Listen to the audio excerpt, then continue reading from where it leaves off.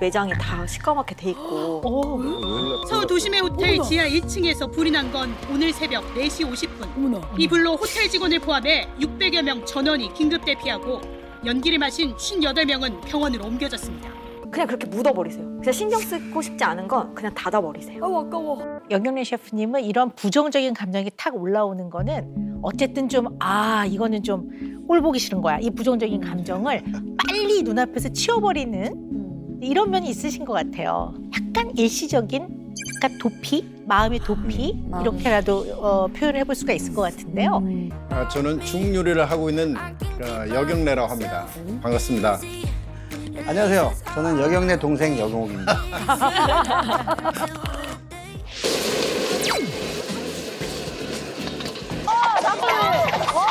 많은 파를 한꺼번에.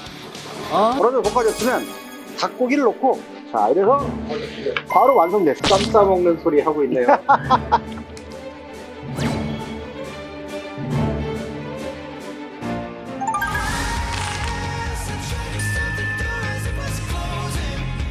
아무리 명장이다 한더라도 거칠 건 거쳐야 됩니다. 돈이의 여경래 여경옥 형제 파이치기. 돈이치기 뱅뱅에서 한번 파헤쳐 보도록 하겠습니다. 이름 여경래 여경옥. 대만인 아버지와 한국인 어머니 사이에서 태어나 한국에서 자란 화교 출신의 형제 셰프 맞습니까?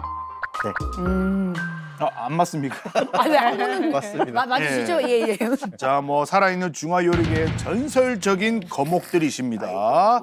일단 여경래 셰프님, 세계 중국 요리 연합회 백인의 중국 요리 명인으로 뽑히셨다. 맞습니까?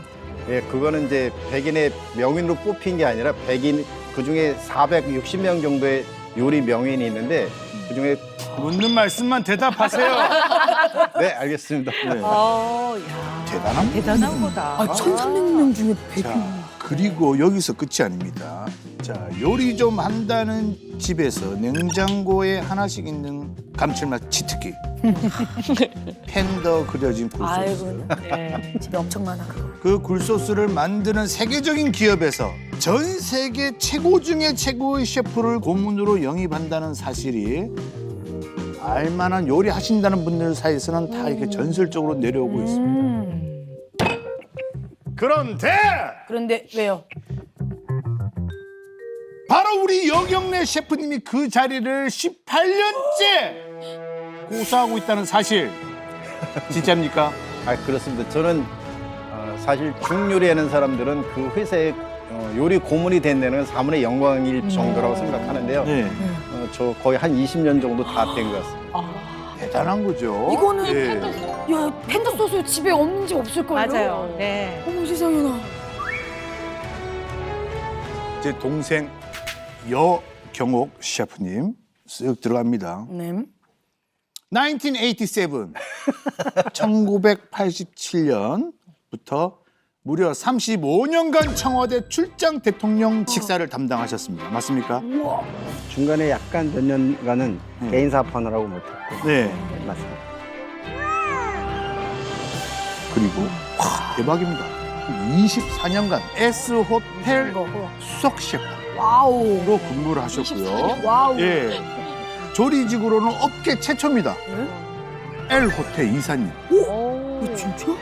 L 모텔 아니죠? 아이, 호텔. 호텔 이사님. 호텔의 이사. 예. 네. 이미 중식 요리 실력으로는 더 이상 갈 데가 없는 분들이 하이엔드 분들입니다. 예.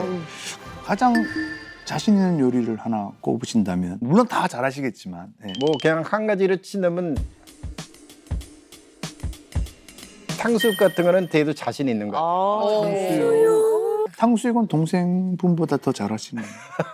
이 셰프들은 또 자존심 같은 게 있어가지고요. 이 형제라고 해도 덜 지고 싶어요. 그렇지. 아무리 가족이라도.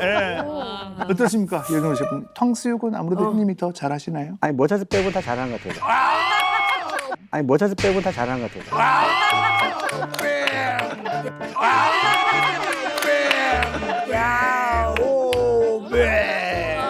목말르네. 자, 오늘 두 셰프님들이 우리 금쪽 상담소를 위해서 스페셜 요리를 이 자리에서 어머. 직접 만들어 아이고, 주신다고 아이고야. 합니다. 이런 일이 어머. 어이구. 셰프님 오늘 어떤 요리를? 모자 새우를 제가 준비를 했습니다. 모자. 모자 이 모자가 아니라 모자. 엄마랑 아들. 애기 새끼 새우. 아주 재미있으신데요. 재미 실패. 지금 45년 차 네. 우리 여경옥 셰프님은 이제 옆에서 아, 오늘은 조수신가요? 보조입니다. 어디서 보조 쓰실 건 아니시잖아요. 네. 아니 그 제가 이 모자 새우만큼은 형한테 못 이겨요. 이 모자 새우는 저보다 잘합니다. 그래서 제가 보조를 쓴 거죠. 겸손하다. 모자 새우만? 친형제. 와, 지금 스튜디오 안에 기름 냄새가. 처음에 1년 넘게 처음 있는 일이. 이런 냄새가 지금 우리 스튜디오에 나고 있어. 금방 해드릴게요. 또 하신다, 또 하신다.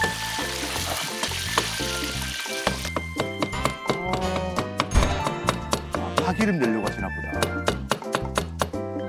어휴. 이건 다진 마늘입니다. 마늘.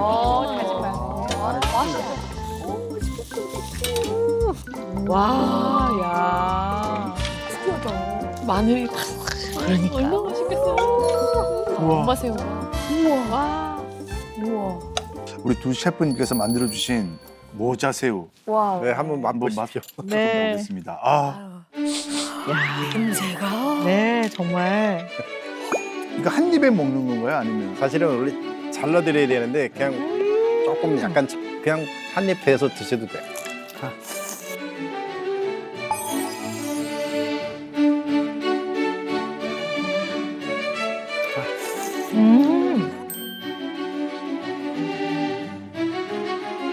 겉은 바삭바삭한데 속 안에는 새우 이 속살이 탱글탱글한 새우 속살이 촉촉한 꽉, 그 네, 맛이. 촉촉한 게 있는데 아주 대비되네요.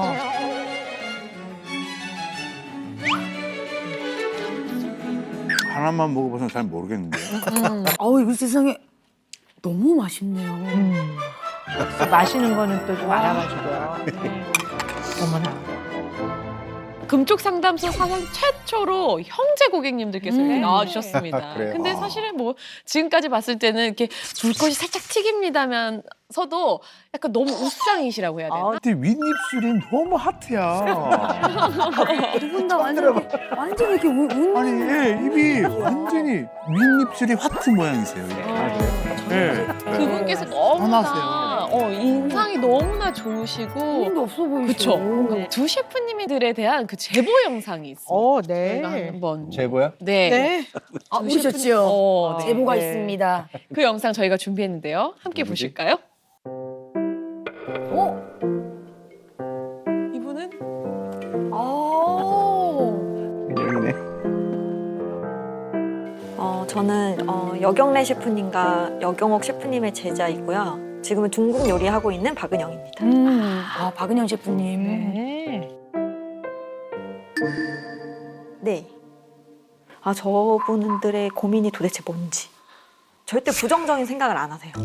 그렇게 화를 안 내고 살 수는 없거든요, 사람이. 항상 모든 게 다 긍정적이시고 뭐 부정적으로 흘러가는 것도 다 긍정적으로 보시고 참 웃는 상이셔. 뭐 어떤 직원을 얘기할 때 그 직원이 그런 태도는 너무 좋지 않지 않으셨어 이렇게 얘기하면 셰프님께서는 각자의 사정이 있는 거야.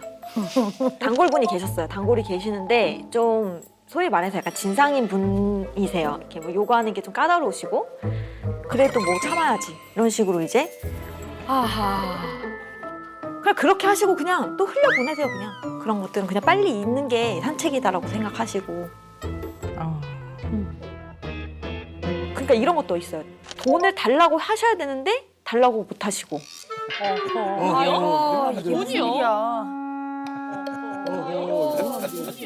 빌려주고 못 받으시는 것도 있고 제가 돈 달라고 하겠다 그렇게 말해도 뭐 줄 때 되면 주겠지 약간 그런 식이세요.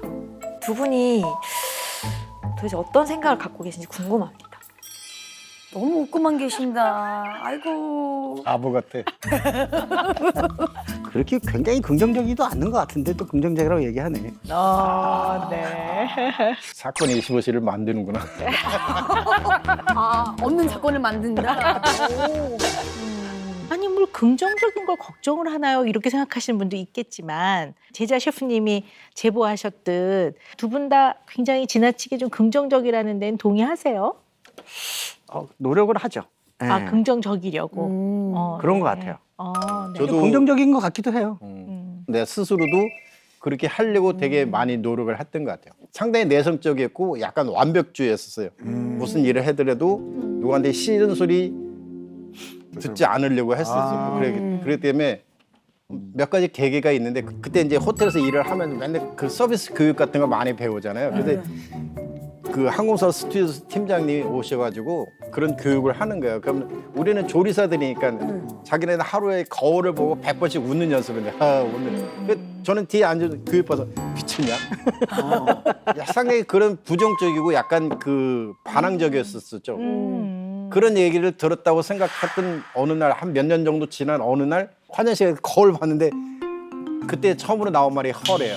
헐.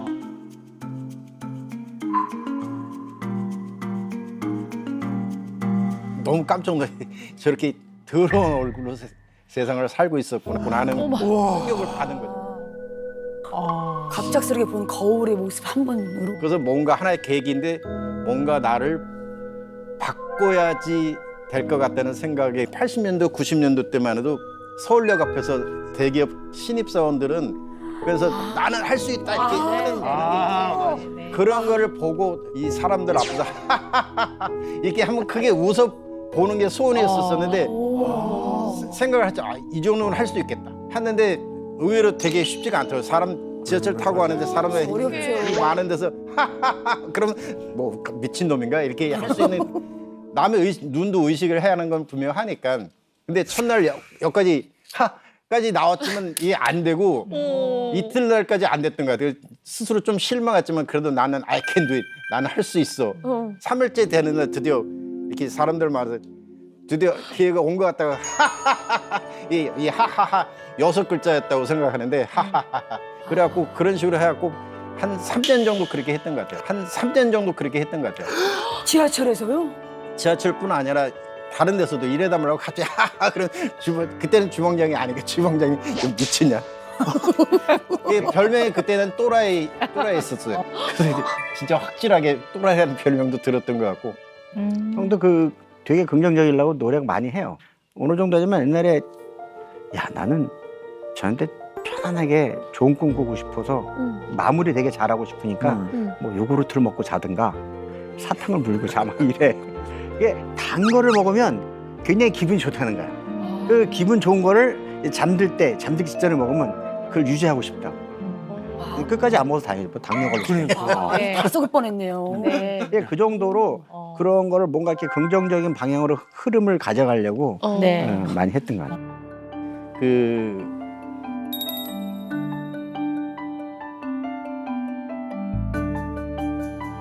저희들은 주식을 한 지 되게 오래됐고요. 사실 주식 얘기하면 좀 약간 좀 씁쓸하긴 하는데 주식 투자 실전 투자라는 게 있어요. 모호 투자 말고 실전 투자에서 1등 돼갖고 10만 원. 그래서 제목이 주방장도 주식 투자하면 1등을 할 수 있다 했고 1등 그때 1등의 부상으로 렌저를 받은 적이 있어요. 진짜요? 네, 이 머리 10년 전인데 거의. 머리 되게 좋아요. 야. 근데 이제 세월이 흘러가고 주식 투자 같은 거 할 때 조언을 주죠. 조언을 하는 저는 무조건 믿고 있어요. 근데 한번 물린 적이 있어갖고.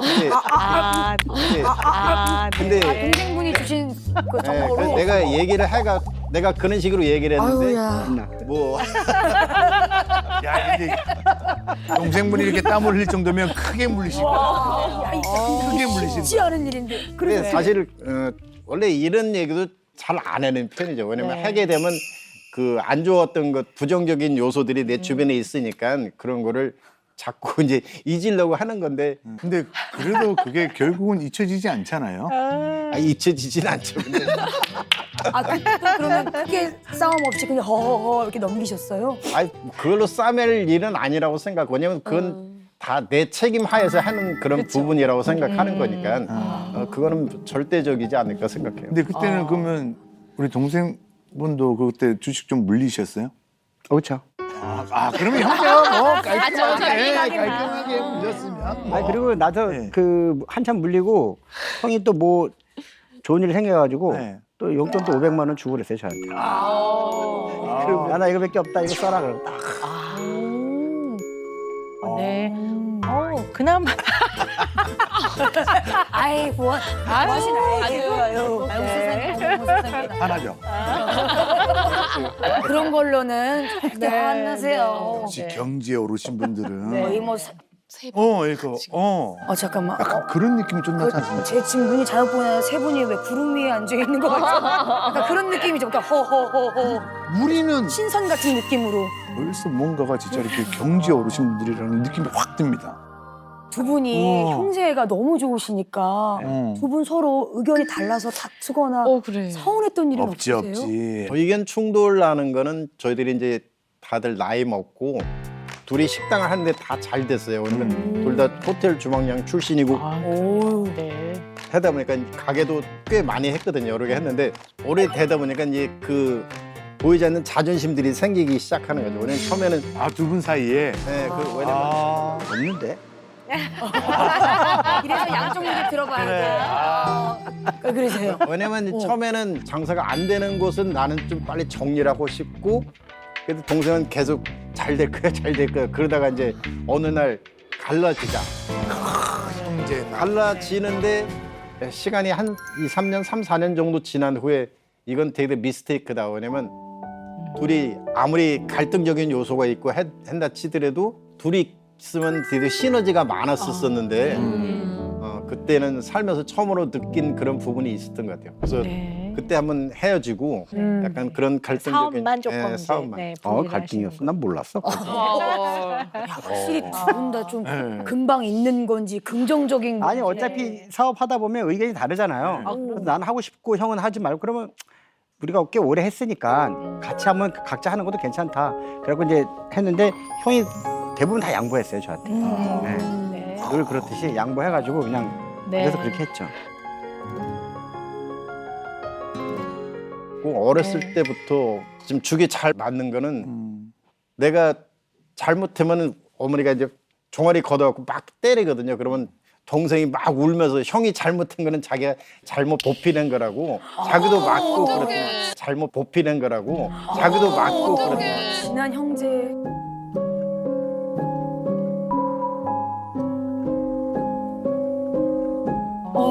그런 건 여전히 기억이 났던 것 같아요. 그런 부분들 때문에 지금도 꼭 그런 일들은 아니지만 같이 사이가 좋은 거는 분명한 것 같아요. 네.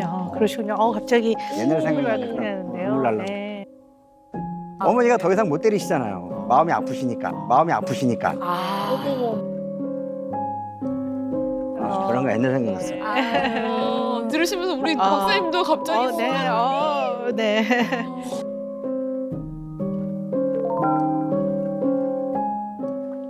이게 또 좀 우려가 돼요. 왜냐하면 오은영 박사님은 또 뭐 긍정적이어도 뭐라 그래 그럴까봐 그러긴 하지만 제가 좀 우리 수제자님들께도 좀 여쭤보고 싶은 게 있는데요.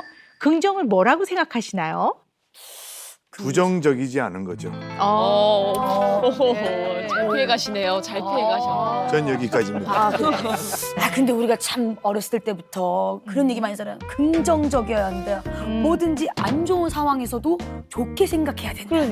긍정적인 마인드. 그러니까. 여기까지입니다. 긍정적이어야 된다는 걸 들은 것을 저도 모르게 아이들한테 하는 것 같아요. 그래서 좀 굳이 그렇게 생각할 필요 없고 모든 면에는 장단이 있으니까 웬만하면은 장점을 좀 보는 게 좋지 않을까? 좋은 게 좋은 거다 뭐. 그런 식으로 얘기를 하는 것 같아요. 네. 긍정의 사전적 의미가 있어요. 그 네. 의미가요. 그러하다고 생각하여 네. 옳다고 인정하다. 이게 긍정의 사전적 의미입니다. 그러하다고 생각하여 옳다고 옳다고 옳다고 인정하다. 인정하다. 그래서 긍정은 있는 그대로를 인정하는 거. 이게 가장 중요한 포인트예요. 완전 다르네 우리 저희가 네, 생각하는 네. 거랑. 많은 분들이 긍정적이다 이런 의미는 안 좋은 상황을 좋게 생각하는 거라고 생각하시는데요. 이거는 인정이 아닌 안 좋은 상황을 그냥 좋게 생각하는 거기 때문에 왜곡이 될 수 있습니다. 어머, 왜곡. 우리가 알고 있던 그동안의 긍정적인 네. 의미가 완전히 그러네. 바뀌어버리네. 네. 약간 극단적인 예를 하나 들어볼게요. 술만 마시면 집에 와서 가정폭력을 하는 이제 아빠가 있다고 해봅시다. 술을 마시면 막 가재도구를 막 다 부시고 던지고 와당탕 퉁탕. 그러니까 이제 애들은 막 방에 들어가서 그치. 바들바들 떠는데요. 엄마, 아빠는 왜 그러지? 그랬을 때 엄마가 밖에서 일이 힘드시니까 너희들 공부시키고 우리가 편안하게 살기 위해서 아빠가 밖에서 너무 힘드시거든. 우리가 아빠를 이해해야지. 이 상황을 한번 생각해 봅시다. 네. 이 예에서 아이한테 이렇게 말하면 안 된다는 거는 제가 부가 설명을 안 해도 다 아실 거예요. 네. 왜냐면 이거는 감정을 왜곡하는 거거든요. 아. 네, 그러니까 어떤 상황에서도 이렇게 하면 안 되는 거지. 아빠가 너희들을 사랑은 해. 그러나 어제 했던 행동은 문제가 있는 거야. 너를 미워해서 그러는 건 아니지만 매우 큰 문제야. 그리고 이럴 때 두려워하는 게 너무 당연하지. 이게 그렇다고 생각해서 이것을 인정하는 거죠.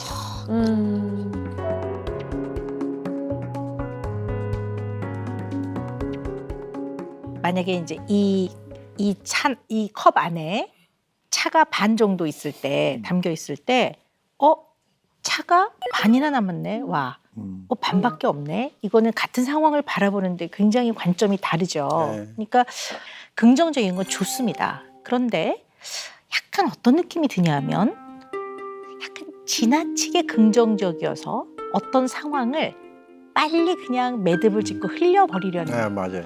약간 긍정에 너무 몰두하고 있다는 느낌이 좀 들어서요. 제가 이제 궁금한 건 그 조금 더 자세히 얘기해보고 싶은 거는 이렇게 긍정적인 삶의 자세에 몰두하시는 뭔가 좀 이유가 있을 것 같아요.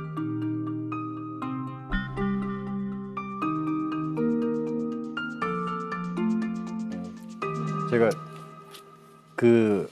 사실 그런 생각들을 많이 하게 된 동기가 있는 것 같기는 해요. 왜냐면 사회생활을 하기 시작하면서 저도 성공을 지향을 하니까요. 네. 그때 당시만 이문하고 성공이 저희들은 주방장이 되는 거예요.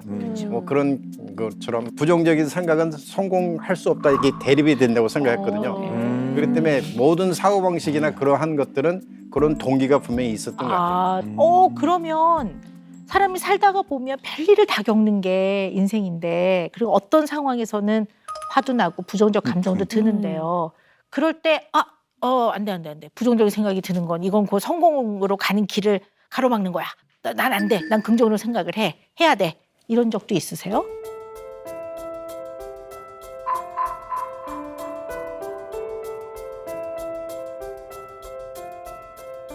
거의 그랬던 것 같아요. 화를 내는 자신을 보게 되면 그게 되게 싫었던 것 같아요. 네네. 그렇기 때문에 네. 화 대신에 다른 해법이 뭔가를 네네. 찾아서 했던 것들이 제가 여태까지 살아온 그런 부분들이 어. 대체적으로 다 된 것 같아요. 이 말씀 굉장히 중요한 얘기인 것 같아요. 지금 굉장히 중요한 얘기를 하셨어요. 화를 내는 내 자신이 너무 싫었던 것 같다라고 말씀하셨거든요. 이게 두 분이 지나치게 삶을 긍정적인 자세로 보는, 어떻게 보면 긍정이 조금 몰두되어 있는 거하고도 상당히 관련이 있는 아주 중요한 단서이거든요. 더 우리가 자세히 알아볼 필요가 있을 것 같습니다.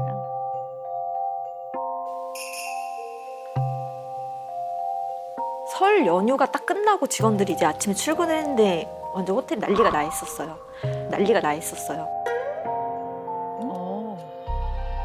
매장이 다 시꺼멓게 돼 있고. 서울 도심의 호텔 지하 1층에서 불이 난 건 오늘 새벽 4시 50분. 이 불로 호텔 직원을 포함해 600여 명 전원이 긴급 대피하고 연기를 마신 58명은 병원으로 옮겨졌습니다. 어머, 큰일이네. 뉴스까지 나왔어요. 그랬네.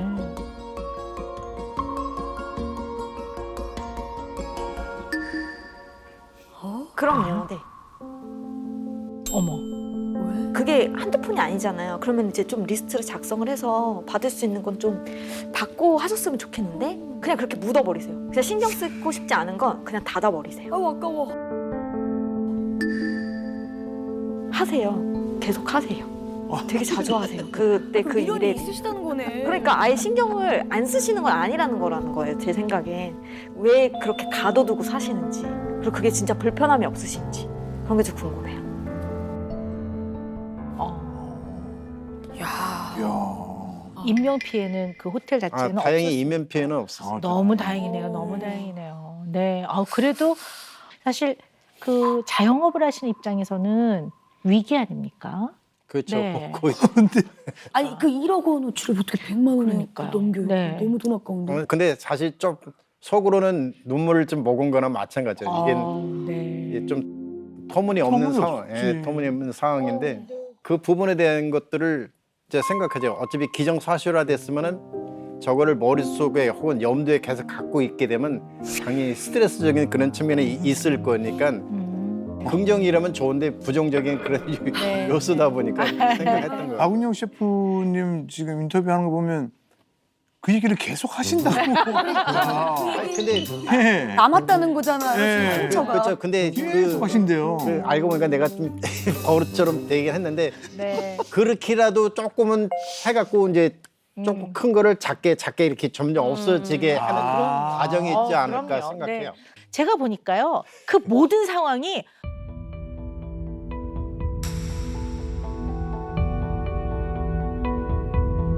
꼴 보기 싫래.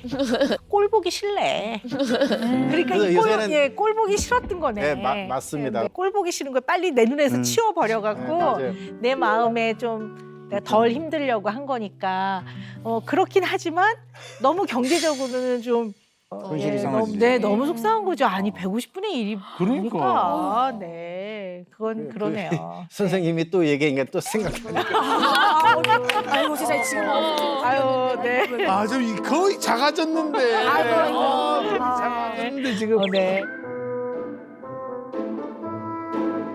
우리 영경래 셰프님은 이런 부정적인 감정이 탁 올라오는 거는 어쨌든 좀 이거는 좀 꼴 보기 싫은 거야. 이 부정적인 감정을 빨리 눈앞에서 치워버리는 이런 면이 있으신 것 같아요. 약간 일시적인 약간 도피, 마음의 도피 이렇게라도 표현을 해볼 수가 있을 것 같은데요. 부정적인 감정을 부정하는. 네, 부정하는 거죠. 아. 그래서 긍정은 아까 인정이 가장 중요한 키워드라고 네. 했는데 사실 부정하는 마음이 좀 있으신 거예요. 그 아프고 힘들고 고통스럽고 속상한 것을 좀 선뜻 인정하지 않고 부정하는 걸 통해서 빨리 속어, 빨리 없애려고 하는 면이 좀 있으신 것 같다. 네, 이렇게 얘기해 볼 수 있을 것 같습니다. 정확하시네요. 네. 자, 그런데 우리 여경옥 셰프님도 제가 간단하게 문장 완성 검사를 해봤는데요.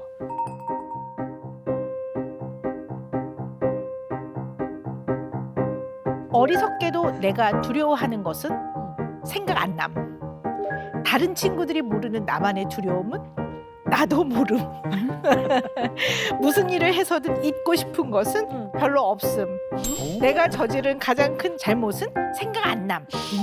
대부분은 기억 안 남, 생각 안 남, 모름 별로 너무 없다. 성의 없는 아니. 거 아니에요? 뭐 네. 정치 준비하세요. 정치 아니면 중립. 아니 일단 모르쇠로 이게 뭐지? 모르쇠로 일관하시죠? 어허. 딱선을 이렇게. 아니 사실 그냥 별로 생각 나는 것도 없고. 네. 네. 정답 맞는 것 같아요. 네. 근데 지금 질문이요 전부 네, 약간 부정적 감정이 네. 유발되는 질문들이거든요. 맞아. 내가 제일 두려워하는 거는 그러네. 또 다른 친구들이 모르는 나만의 두려움은 무슨 일을 해서든 잊고 싶은 거는 내가 저지른 가장 큰 잘못은 이거는 이제 생각을 하다 보면 거기에 따른 감정이 대체로 부정적 감정이 네. 탁 불러일으켜지는 그러네요. 하고 싶지 않은 거예요. 네네 있을 수 있어요. 그렇죠. 네. 네. 그러니까 사실 맞습니다. 네 우리 여경옥 셰프님도 이 부정 디나이얼이라는 디나이하는 그거를 생각하고 네. 제가 그 드라마나 영화를 봐도 그냥 한 사람이 그 주인공이 승승장구하는 거를 되게 좋아해요. 해피엔딩으로. 네. 뭐 중간에 뭐 남자 여자 만났다 헤어졌다 뭐 오해 생겼다 이런 거 진짜 안 봐요. 아. 옛날에는 나도 몰랐지만 네. 저도 아까 똑같은 것 얘기하니까 같아요. 흥도 그러더라고. 갈등 있고 막 이제 주인공이 또 뭐 어디 위험에 처해 막 이런 거 보기 싫어요. 좀. 아, 네. 드라마 봐도 그 회에서 다 해결되는 건 봐요. 회 넘어가면 짜증나서 안 봐. 그 다음에는 안 봐. 네. 네. 네, 그런 면에서 좀 거듭 반복해서 느껴지는 거는요. 느껴지네. 네, 이게 이제 그 긍정의 가장 중요한 키워드인 인정. 이것이 아닌 부정. 네, 부정하는 거죠. 아니야. 이런 면들이 있는 거죠. 그래서 나쁜 기억은 지우고 좋은 기억만 남기려는 심리. 네. 약간 기억 왜곡. 이것을 동반한 현실 도피 심리를요. 무드셀라 증후군이라고 합니다. 이게 무드셀라가 성경에 나오는 인물인데요. 가장 장수했던 인물이에요. 근데 이분은 나이가 들수록 과거를 회상할 때 좋은 기억만 떠올리고 좋았던 과거로만 돌아가려는 그런 모습이 있었다고 해요. 그래서 그 모습을 빗대어서 무드셀라 증후군이라고 일컫게 됐는데요. 일종의 아름다웠던 향수에 젖는 퇴행심리다. 이렇게 볼 수가 있죠. 네. 그러면 저희들도 장수의 영향이 좀 긍정으로 있을까요? 네. 사실 이제 이 무드셀라 증후군에서 우리가 꼭 기억을 해야 되는 거는 삶에서 겪을 수밖에 없는 특히 어린 시절에 겪는 마음의 어려움들이 있단 말이에요. 고통이 있었던 분들도 있고 때로는 부모와의 관계에서 좀 미운 마음이 드는 경우들도 있고 근데 무드셀라 증후군이 있으면 이러한 어린 시절을 너무 미워하죠. 그때는 정말 아름다운 시절이었어요. 그때는 정말 행복만 있었죠. 뭐 이런. 그래서 뭐 어쨌든 사람을 이해하려면 뭐 어린 시절부터 쭉 우리가 겪어온 어떤 쌓인 것들의 나중에 합이니까. 네. 뭐 앞서 좀 말씀을 하셨지만 어린 시절 얘기 조금 더 들어볼까요?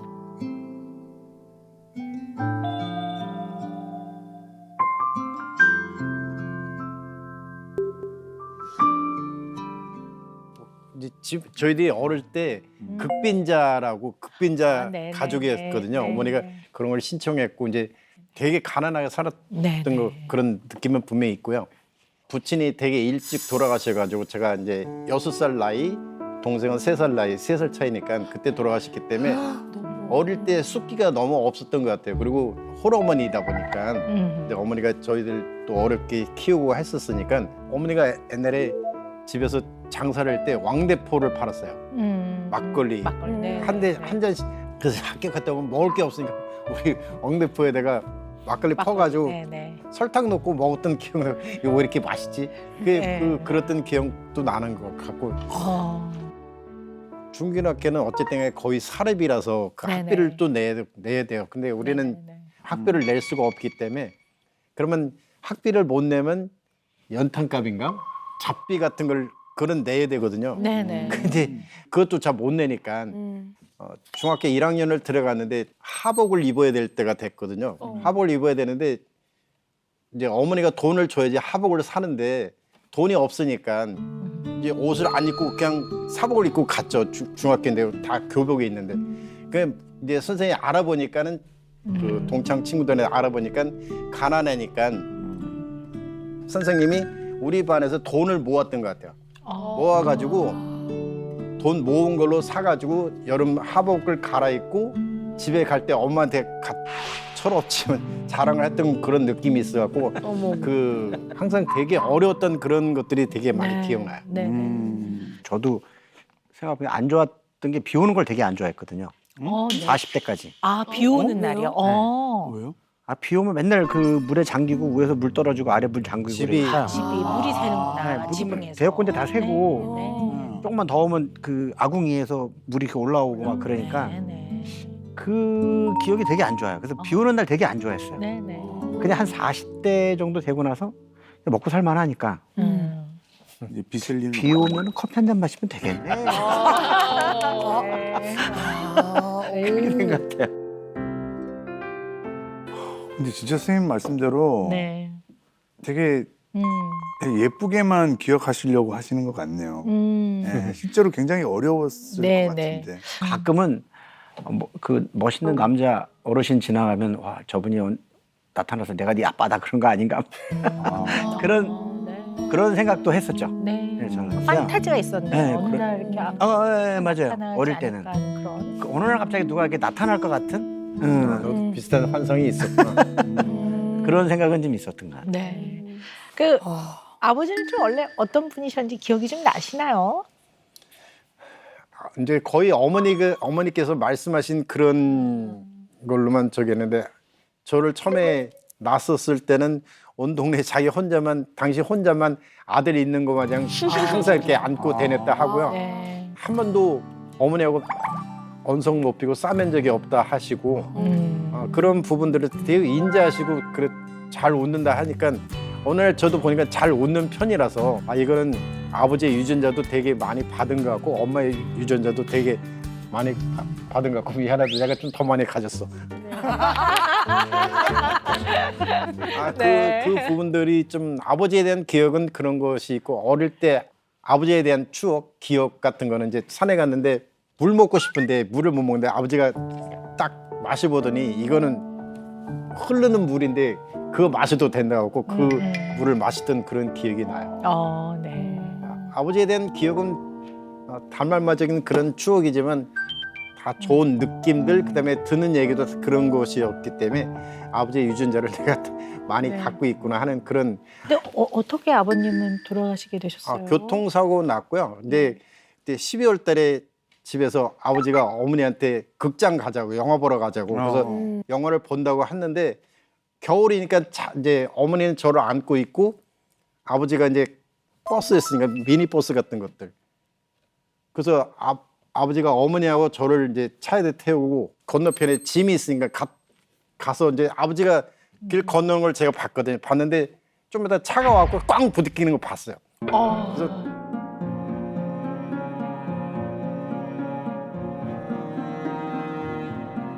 내가 아직도 그 6살 때 한 얘기 엄마 아버지 죽었어. 딱 그거 기억나는 것 같아요. 되게 오래된 얘기인데.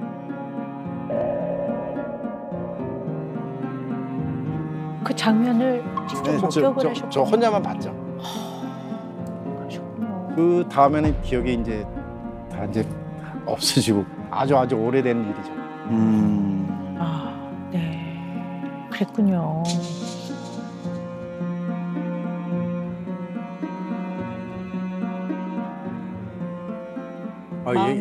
얘기하다 보니까 조금 격해지는데. 네. 뭐 마음에 담고 계시겠죠. 그게 뭐 왜 충격이 아니겠습니까? 개인적으로 그냥 태어났을 때부터 운명적으로 그렇게 정해져 있었구나 하는 그런 느낌들을 갖고 있었던 거고 항상 제가 살아가는 방식은 그런 것 같다고 생각해요.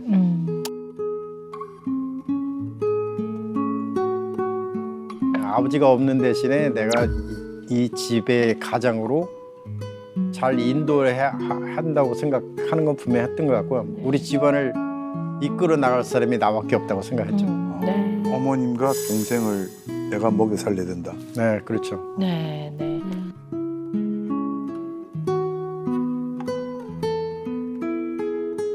형은 그래도 그런 트라우마는 없는 것 같아요. 형은 보통 그런 거 많이 보면 늘 그러는데 그 얘기는 한 번도 안 했는 것 같아요.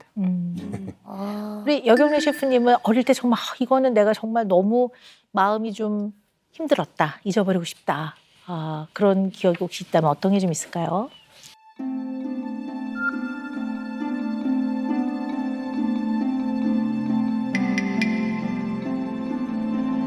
제가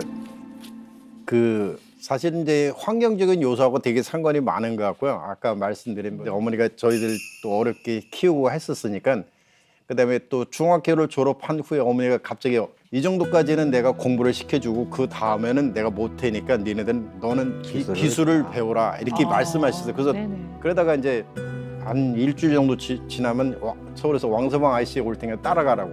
그래서 따라가서 일을 하기 시작했고요.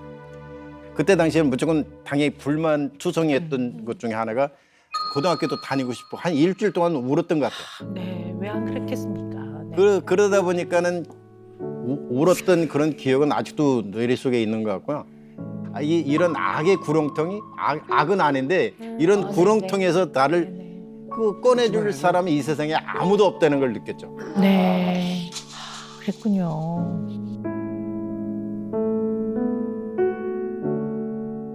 얼마나 그 당시에 공부도 더 하고 싶고 이게 자괴감이 들었겠습니까? 내가 여기서 과연 벗어날 수 있을까?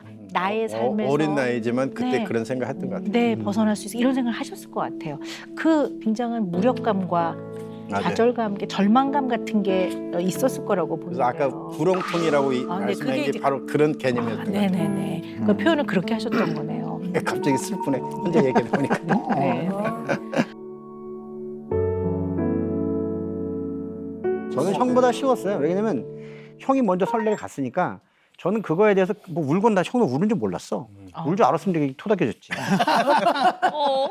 나는 형이 했으니까 아, 난 당연히 나도 일을 하겠구나라고 생각. 서운한 건 있었지. 아 나도 공부하고 싶었는데 서운한 건 있었지만은 형이 했으니. 네, 나도 그냥 순응한 것 같아요. 형이 먼저 설레가 있으니까 쭉 형이 갔던 길을 어느 정도까지는 아, 형 갔으니까 나도 따라가는 거지 뭐. 이래서 그 내가 일을 한 지 얼마 안 돼서 16살 때 시작하고 한 6개월 지났나? 이제 그 배달을 했을 때 배달하고 이제 주방에서 설거지하고 막 그럴 때 형이 그 원래 형제 같이 일 못 하잖아요. 또 주방장님한테 말씀 잘 드렸고 제가 같이 일한 적이 있어요. 그때 일할 때 형이 좀 빨리 가르치려고 형도 그때 몇 년 안 됐는데 19살 때 맨 밑에 바로 위에요. 맨 밑에 바로 위. 맨 밑에 자리 없을 때 허격을 당했지만 어르신들이 하는 중국말은 못 알아들었거든요. 아, 네. 고향 사투리 네네. 산동 지역에 그것만 배우다 사투리가 못 알아들으니까 맨날 혼났어요. 뭐 해라, 뭐 갖고 와라. 쳐다보니까 모르니까 나. 그 되게 많이 혼났죠. 그러니까 그럼 저는 이제 미리 너한테 이러지 마 저러지 마 그런데 자기는 사부들이 자기한테 얘기를 아무 소리 안 하는데 내가 항상 먼저 간섭을 하니까 연루들 한번 나오더라고. 만만한 게 형이니까 형한테 욕 한번 했죠. 야, 네가 뭔데? 그래, 자기는 못 알아들으니까 이제 처음이자 마지막으로. 네. 그러셨군요. 사실은 저는 그 어릴 때 고생했나라는 생각은 들어요. 내가 고생했나? 그때 그냥 뭐 그냥 그렇게 살았지라는 생각이지 그걸 고생이다 뭐 이 생각은 안 들어요. 네. 그냥 이게 내 길인가 보다. 뭐 악의 구렁텅이라고 생각도 안 했어요. 아니, 그래 악은 뺄게요. 네네. 굉장한 이제 좌절과 절망과 무력감이 들어있는 이제 상황이라고 볼 수가 있죠. 전 충분히 이해가 되는데요. 어쩌면 우리 여경옥 셰프님은 아주 이렇게 마음이 막 뼈저리게 마음이 아프고 그러질 않으셔서 이거를 그럴 수도 있어. 너무너무 고생했다고 생각을 안 하시나? 뭐 이런 생각도 좀 듭니다. 그렇기도 하고. 그래 살면서 동생한테 그런 얘기는 한 번도 얘기한 적이 없지만 후배들한테는 그런 얘기를 많이 했지. 막 이 세상에서 내 덕을 제일 많이 본 사람이 누군지 아냐? 그러면서 이제 인식을 살았어요. 왜냐면 나였어? 왜냐면 내 동생이 덕을 제일 많이 봤다. 왜냐면 내가 3년 앞섰지만은 어쨌든 그런 좋은 일이든 나쁜 일이든 제가 혼자 다 겪는다고 생각했기 때문에 그래서 내가 이렇게 가면은 너는 따르면 오면 돼. 그런 개념을 좀 저는 계속 갖고 있었던 것 같긴 해요. 그런 게 커요. 형이 그런 게 크고 난 가고 싶은데 따라오라고 하더라고. 다른 거 하고 나 싶어. 다른 길 가고 싶은데. 나는 양식 하고 싶었는데. 양식 하고 싶었는데. 그냥 그래서 그 모자 세운 형이 더 잘해요. 근데 제가 아까 그런 말씀 드렸었는데 아까 이게 이제 좌절을 딛고 가는 내면의 힘이 좀 많은 분들인 것 같다. 그러니까 어쨌든 그 내면의 힘으로 여러 가지 어려움을 딛고 가셨던 것 같아요. 네. 그러나 내면의 힘 안에는 긍정도 들어가지만 그것만 있는 건 아니거든요. 그렇죠. 네. 네. 이걸 좀 더 알아보기 위해서 우리 여경래 셰프님의 마음을 조금 더 들어가 보겠습니다. 네.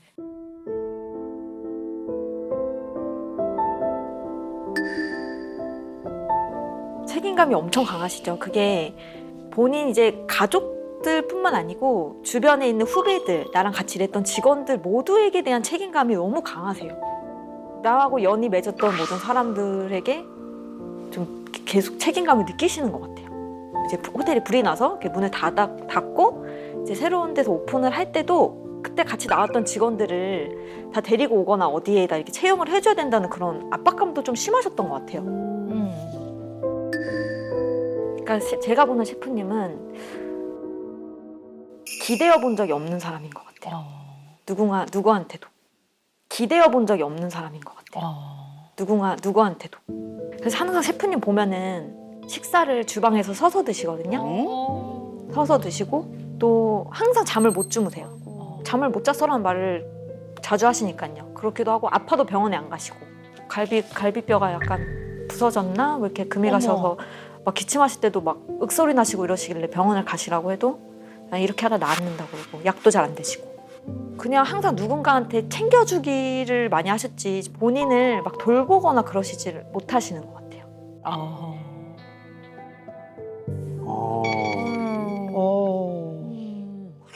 별 얘기 다 하네. 갈비뼈는 진짜 저도 한 번, 두 번 금이 가봐서 아는데 그거는 진짜 참기가 진짜 힘들어요. 근데 어차피 일을 현장에서 해야 되니까 그래서 안 했던 것 같아요. 안 했는 게 다 낫더라고요. 몇 달 지나도. 몇 달 지나면 낫긴 한데. 네. 아니 여경래 셰프님이 과도한 책임감 그리고 누구에게도 기대어 본 적이 없는 것 같다. 이런 말씀을 하셨는데 이게 굉장히 마음에 걸려요. 기대해 본 적은 없는 것 같기는 분명한 것 같고요. 옆에 잘 동생분도 계시잖아요. 그런다 치더라도 이게 기댈 수 있는 건 아니잖아요. 뭔가 책임감이라는 거는 형이 굉장히 강하고 어떻게 보면 오지랖일 수도 있는데 근데 예를 들어서 외국에서 친구들이 와요. 그러면 형한테 전화해요. 내 제자 가는데 지금 밥 한 끼 해줘. 이러면은 밥 한 끼가 아니라 공항까지 가. 데리고 와. 픽업부터. 근데 며칠 동안 데리고 다녀요. 심지어 자기 시간 없으면 나한테 전화해. 야, 너 시간 있냐? 강의 나가야 되는데 네가 지금 한번 돌아라. 그냥 그 정도로 뭔가 누가 이렇게 하면은 그걸 다 해줘요. 지금도 아침에 싱가포르에서 온 친구 어디까지 데려다 주고 왔잖아. 어제도 나 밥 먹는데 내가 행사를 하는데 데리고 와서 밥 먹고. 대신에 동생이 하는 게 아니라 이제 아들 그러니까 둘이 아들도 있는데 시키고. 아들들을 시켜줘. 내가 시간이 안 되니까 큰 아들이는 작은 아들 네가 어디 해라. 뭐 홍대 가고 싶다 그러면 뭐 이렇게 해줘 그것도 그런 거. 친구도 아니고 친구의 제자예요. 제자 가족. 사촌 엄청 머네. 근데 전화가 온 거지. 다 이런 계통의 현역으로 그러니까 있기 이런 때문에 식으로 다 만나는 그런 거를 사람들이 굉장히 많이 해줘요. 그런 이해관계는 아니지만 어쨌든 그리고 이제 우리에서 이제 동생 후배들이 해외 나가거나 그러면 또 똑같은 방법으로 자기가 많이 케어를 또 해줘요. 그러니까 저랑 바이든 같은 관계네요.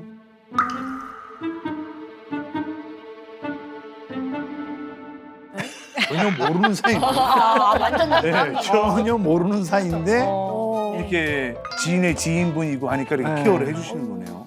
그런 뭔가 내가 다 챙겨야 되겠다라는 그런 게 있어요. 형은. 그러네요. 네. 그리고 여경 셰프님도 궁금해요. 인생에서 이제 형이니까 네. 또 같은 직업도 갖고 계시고 또 좀 잘 이렇게 기대면서 그런 편이신지.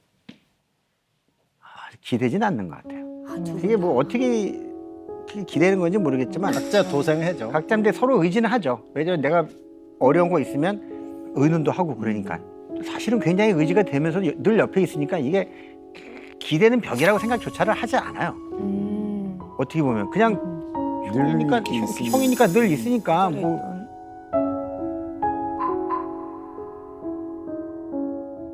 사실 이제 그 장자시니까 아무리 나이가 어려도 그 당시에 큰 아들이면 어머니를 잘 모시고 동생을 또 잘 케어해야 되겠다는 그런 마음이 있었을 거라는 건 충분히 이해가 됩니다.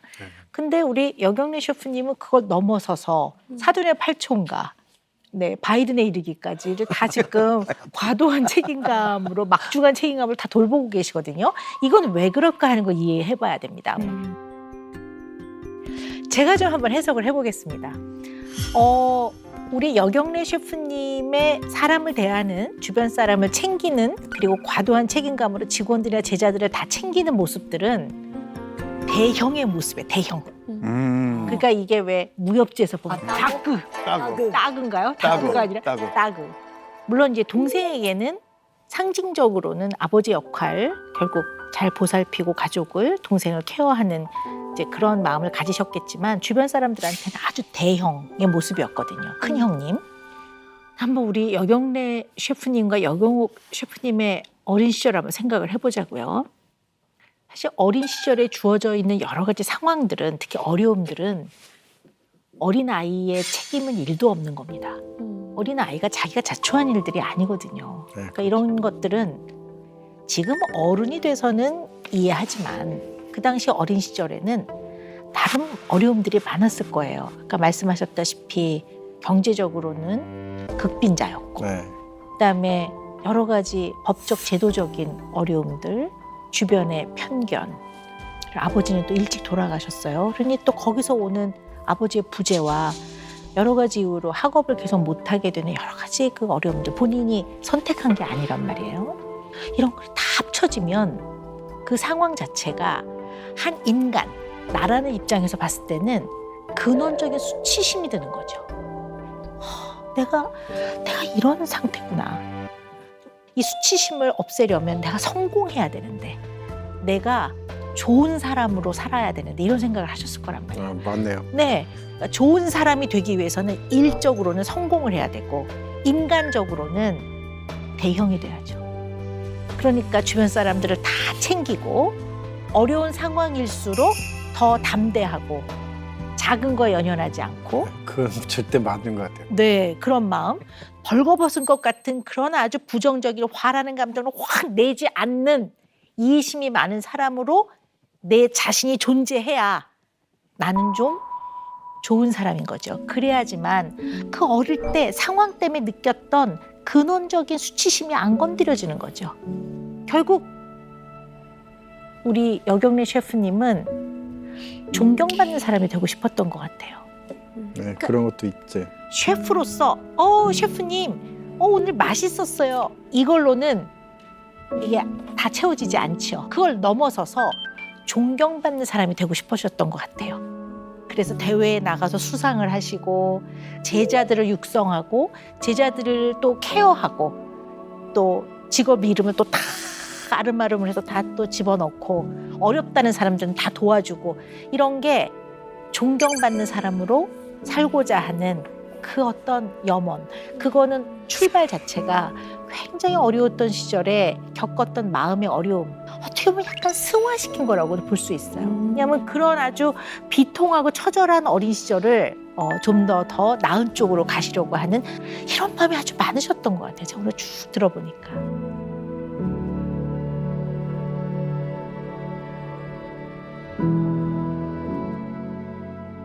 그 선생님이 말씀하신 게 거의 대부분 잘 맞는 것 같고요. 그리고 그러다 보니까 제가 여태까지 살면서 그런 확신이나 그런 거 별로 없었는데 좀 선생님이 이렇게 분석을 해주시면서 말씀하시니까 앞으로 더 그렇게 해야 할 것 같은 느낌이 또 드는 더 거예요. 해야 되겠다는 생각이 확신을 해야 된다고 생각해요. 어려운 푸시 있었는데 이제 박사님 얘기 그렇죠. 왜냐하면 확신. 그런 개념을 모호하게 추상적으로만 되게 많이 갖고 있다가 디테일하게 분석 같은 거 해주시니까 맞아 이렇게 계속 말씀하실 때 내가 맞아 그랬는데 큰일 났네. 네. 큰일 났네. 아니, 제가 우리 집사람이 네. 들으면 별로 안 좋을 텐데. 네, 근데요, 이것만 기억하시면 될 것 같아요. 왜 이제 그 화를 내는 나, 이게 이제 부정적인 감정이 확 느껴질 때 어떤 상황에서 인간이라면 누구나 너무나 자연스럽게 이 정도는 화를 내고 기분이 나쁠 수 있어. 요것만 인정하시면 될 것 같아요. 이 인정을 가지고 긍정의 힘을 계속 동원을 하시면 지금 경래 셰프님이 말씀하셨던 그쪽의 길로 존경받는 많은 분들이 좋아하는 셰프님으로 계속 쭉쭉쭉 나가실 수 있을 것 같아요. 네.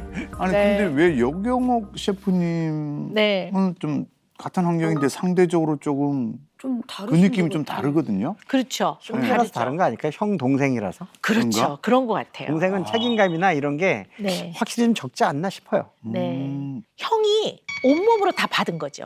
이게 서열 때문에. 그리고 피하지 않은 분이거든요. 왜냐하면 형이 또 뒤로 숨는 형들도 있어요. 근데 이분은 인생 다 맞으라고. 네, 경리 셰프님은 그런 분이 아니기 때문에 이분의 인생에서는 치사한 인간으로 있는 거는 못 견디시죠. 그거는 견딜 수 없는 거죠. 그래서 이 전면에 나서서 모든 화살과 어려움을 다 몸으로 받으셨기 때문에 우리 경옥 셰프님은 그 동생이니까 아무래도 형의 조금 방패 뒤에 서 있었던 면이 좀 일부 있죠. 물론 그렇죠, 많이 있죠. 네, 많이 있죠. 그래서 좀 덜 힘드신 것 같아요. 제가 저희 보니까. 와이프는 맨날 그래요. 네. 야, 형만한 아우 없어. 맨날 그 얘기해요. 네. 든든하시죠. 옆에 형님이 계셔서. 형 있으면 든든하죠. 네. 그게 기대는 거예요. 아 그렇죠. 네네. 기대는 거네요. 네네. 기대는 거였네. 네. 또 우리 여경래 셰프님은 동생이 옆에 있어서 마음이 든든하세요? 네, 그거는 맞죠. 왜냐면 좀 네네. 웃기는 얘기로 이제 나이 먹었고 누가 하나 간다고 그랬을 때 그것까지 생각 이제 저희들은 나이가 먹으니까 그런 생각도 안 하는 건 아닌데 하면 좀 되게 슬플 것 같아요. 근데 대신에 슬퍼도 그래도 씩 웃으면서 보내야 될 것 같은 느낌. 갑자기 죽는 것까지 하니까 웃기네.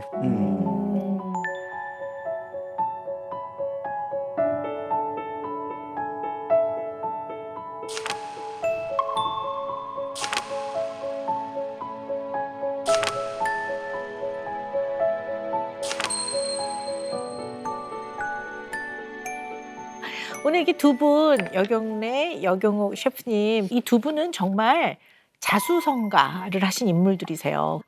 이런 좌절을, 어려움을 딛고 가는 내면의 힘이 있다고 보고요. 또 이것을 끊임없이 노력을 통해서 끌고 가셨기 때문에 지금 이 경지에 이르지 않으셨나 싶습니다. 그런 의미에서 두 분에게 정말 저는 존경의 박수를 보내고 머리 숙여 존경을 표합니다. 네, 정말 존경합니다.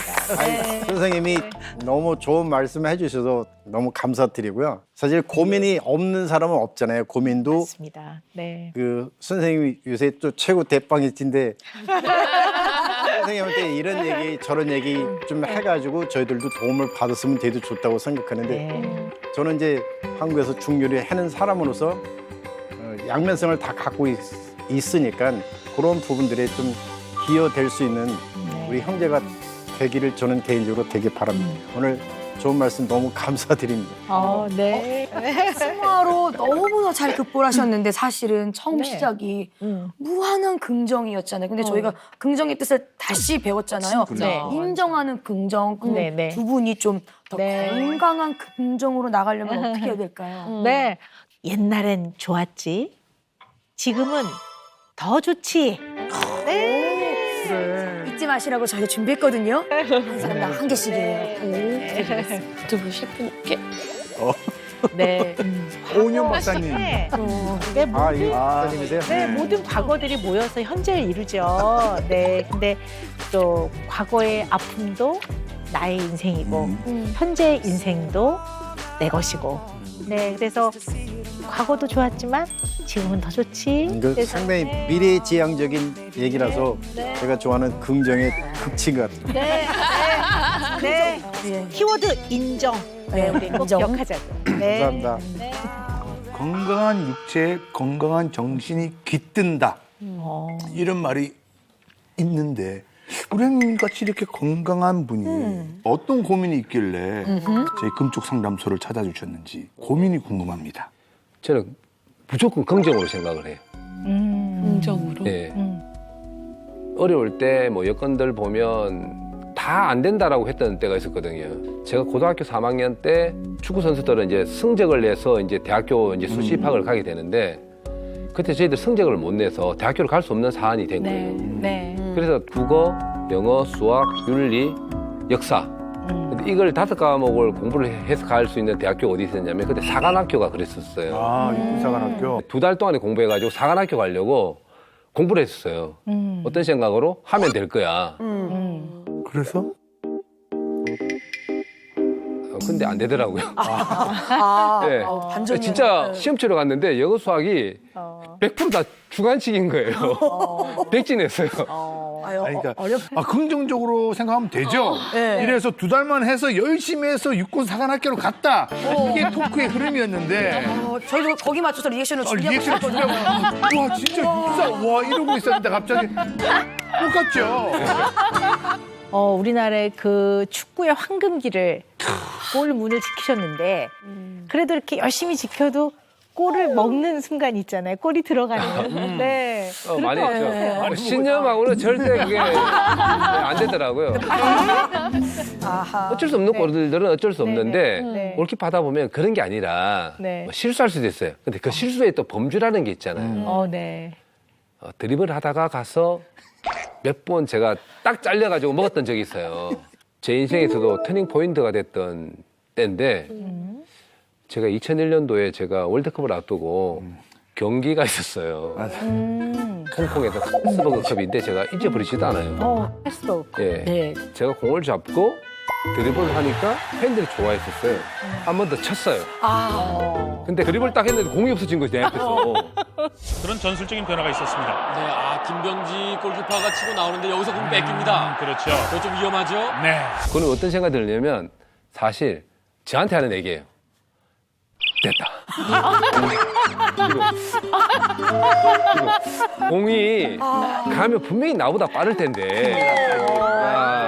예. 그 드리블이 없었다면 2002년의 수문장은 아마 병정님 있을 텐데 그 한 번의 드리블이 예. 이제 그 일이 있고 난 이후에 바로 전반전 마치고 이제 교체가 되고 이제 감독님하고 갈등이 이제 시작되면서 이제 약이 됐던 거예요. 아, 그러니까 한마디로 고1로 좀 약간 히딩크 감독님 눈에 조금 나신 거네요.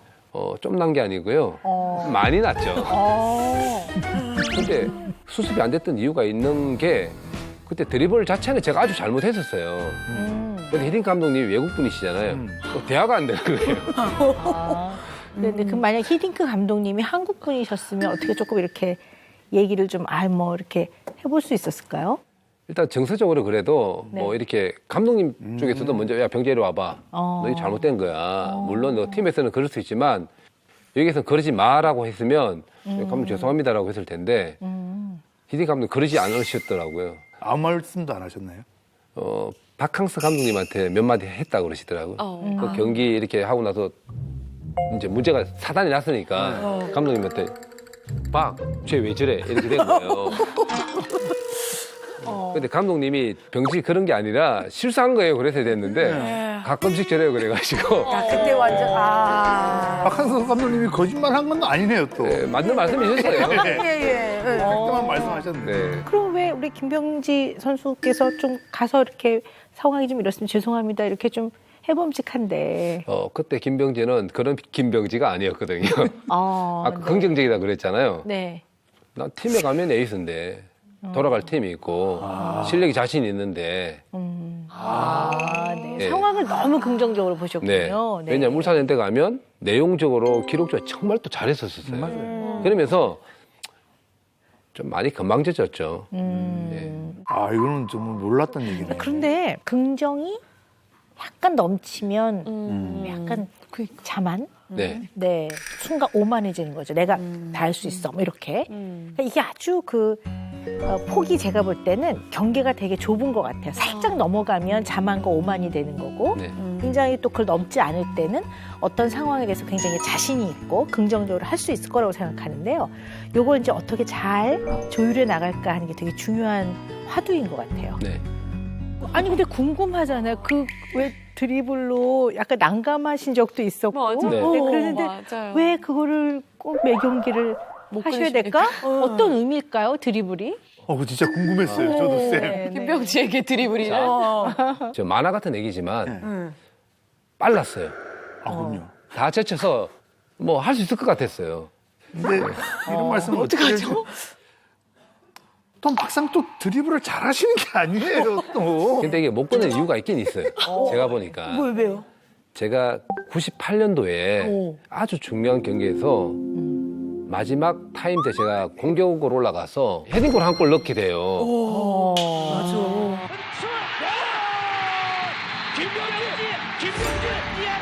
98년도에. 그럼 그게 이제 그 긴 선수 생활 중에 딱 한 번. 예. 근데 그게 100골보다 더 소중한 한 골이었어요. 예. 그날 형수님 생일이었는데 형수님한테 그랬대요. 여보, 내가 오늘 골 넣을게 선물로. 예. 근데 그 골을 안 넣었으면 드리블을 좀 자제했을 텐데 이제 결과치가 딱 나왔잖아요. 예. 할 말이 있는 거죠. 그 아내에 대한 사랑의 결실이네요. 결과물이었네요. 감사합니다. 화장을 너무 잘해주셔가지고 야, 와이프한테 저도 제가 많이 받겠네요. 예. 그 기억이 자꾸 나면서 그때 흥분과 그때 기쁨과 이런 게 자꾸 기억이 나시는군요. 좋은 추억이죠. 네. 다시금 또 하면 또 언젠가는 한번 또 기적처럼 이뤄지지 않을까. 네. 사실 저렇게 뭐 드리블해서 나가 볼 뺏기고 이러면 굉장히 혼도 많이 나고 할 텐데도 불구하고 멘탈이 좋으세요. 명언이 쏟아집니다. 난 이게 너무 확 와닿는데. 뭔데요? 목표는 있어도 한계는 없다. 네. 긍정의 열정을 더하라. 와, 어마어마하다. 야, 형님이 직접 하신 말이에요. 아니면? 직접 했죠. 뭐 어디서 도용할 수 없는 게 경험을 했던 사람들이라 이제 고등학교 3학년 때 그때 당시에 공고는 실업계는 좀 일찍 취업을 나가요. 맞아요. 이제 10월 달에 네. 취업을 하게 됩니다. 맞아요. 직장팀에. 네. 엘리베이터 만드는 회사인데 그 회사에 제가 들어갔었는데 취업을 먼저 하셨어요. 네. 그 직장인이 되어서 밤에 퇴근하고 난 이후에 뭐 줄넘기 하고 뭐 다른 운동하면서 이렇게 시간 보내고 있으면 뭐 개인 훈련한 거죠. 그러면 사람들이 물어봐요. 잔업 시간 해서 돈을 벌어야 되는데. 근데 너는 왜 운동하니 그랬을 때 제가 그랬어요. 난 프로틴 갈 거야. 그러니까 하는 말이 미친 새끼. 그렇죠. 직장팀에서 프로틴 가는 거는 말도 안 되죠. 뭐 100만 분의 1이 될까 말까 할 거예요. 지금도 만약에 직장팀에 가서 운동하면서 너 어디가 뭐 왜 운동하니 그러면 프로틴 가려고 하면 말도 안 되는 소리. 말도 안 되는 거죠. 말도 안 되는 소리. 예. 그래서 저는 부정적인 생각들 있잖아요. 저는 가지치기를 다 했어요. 차단하셨구나, 다. 네. 뭐 대학교 가야 돼? 연습 열심히 해가지고 대학교 갈 수 있는 실력 키우면 되지. 프로틴 야 테스트 안 받아줘. 그럼 테스트 받을 수 있는 방법 찾으면 되지. 그렇게 해서 했었는데 정말 기적처럼 이루어졌던 게 국군체육부대 상무팀인데 상무팀도 정말 잘해야만 가거든요. 그렇죠. 진짜 기회가 온 거예요. 테스트를 할 수 있는 딱 한 조건이 있어요. 빠르고 민첩성이 있어 받겠다는 거예요. 이제 그 기회가 되어가지고 상무에서도 열심히 해서 프로팀 간다고 했을 때도 병자 너는 프로팀 가지 말고 키가 작으니까 그냥 실업팀에 은행팀에 가면 직장도 안정적이고 참 좋을 거야. 그래서 저는 도전을 했었어요. 또 긍정적으로 키가 작으면 빨라면 되지. 남들보다 훨씬 더 빠르게. 근데 정말 기적처럼 울산현대 프로팀하고 국군체육부대하고 연습 게임이 있었던 거예요.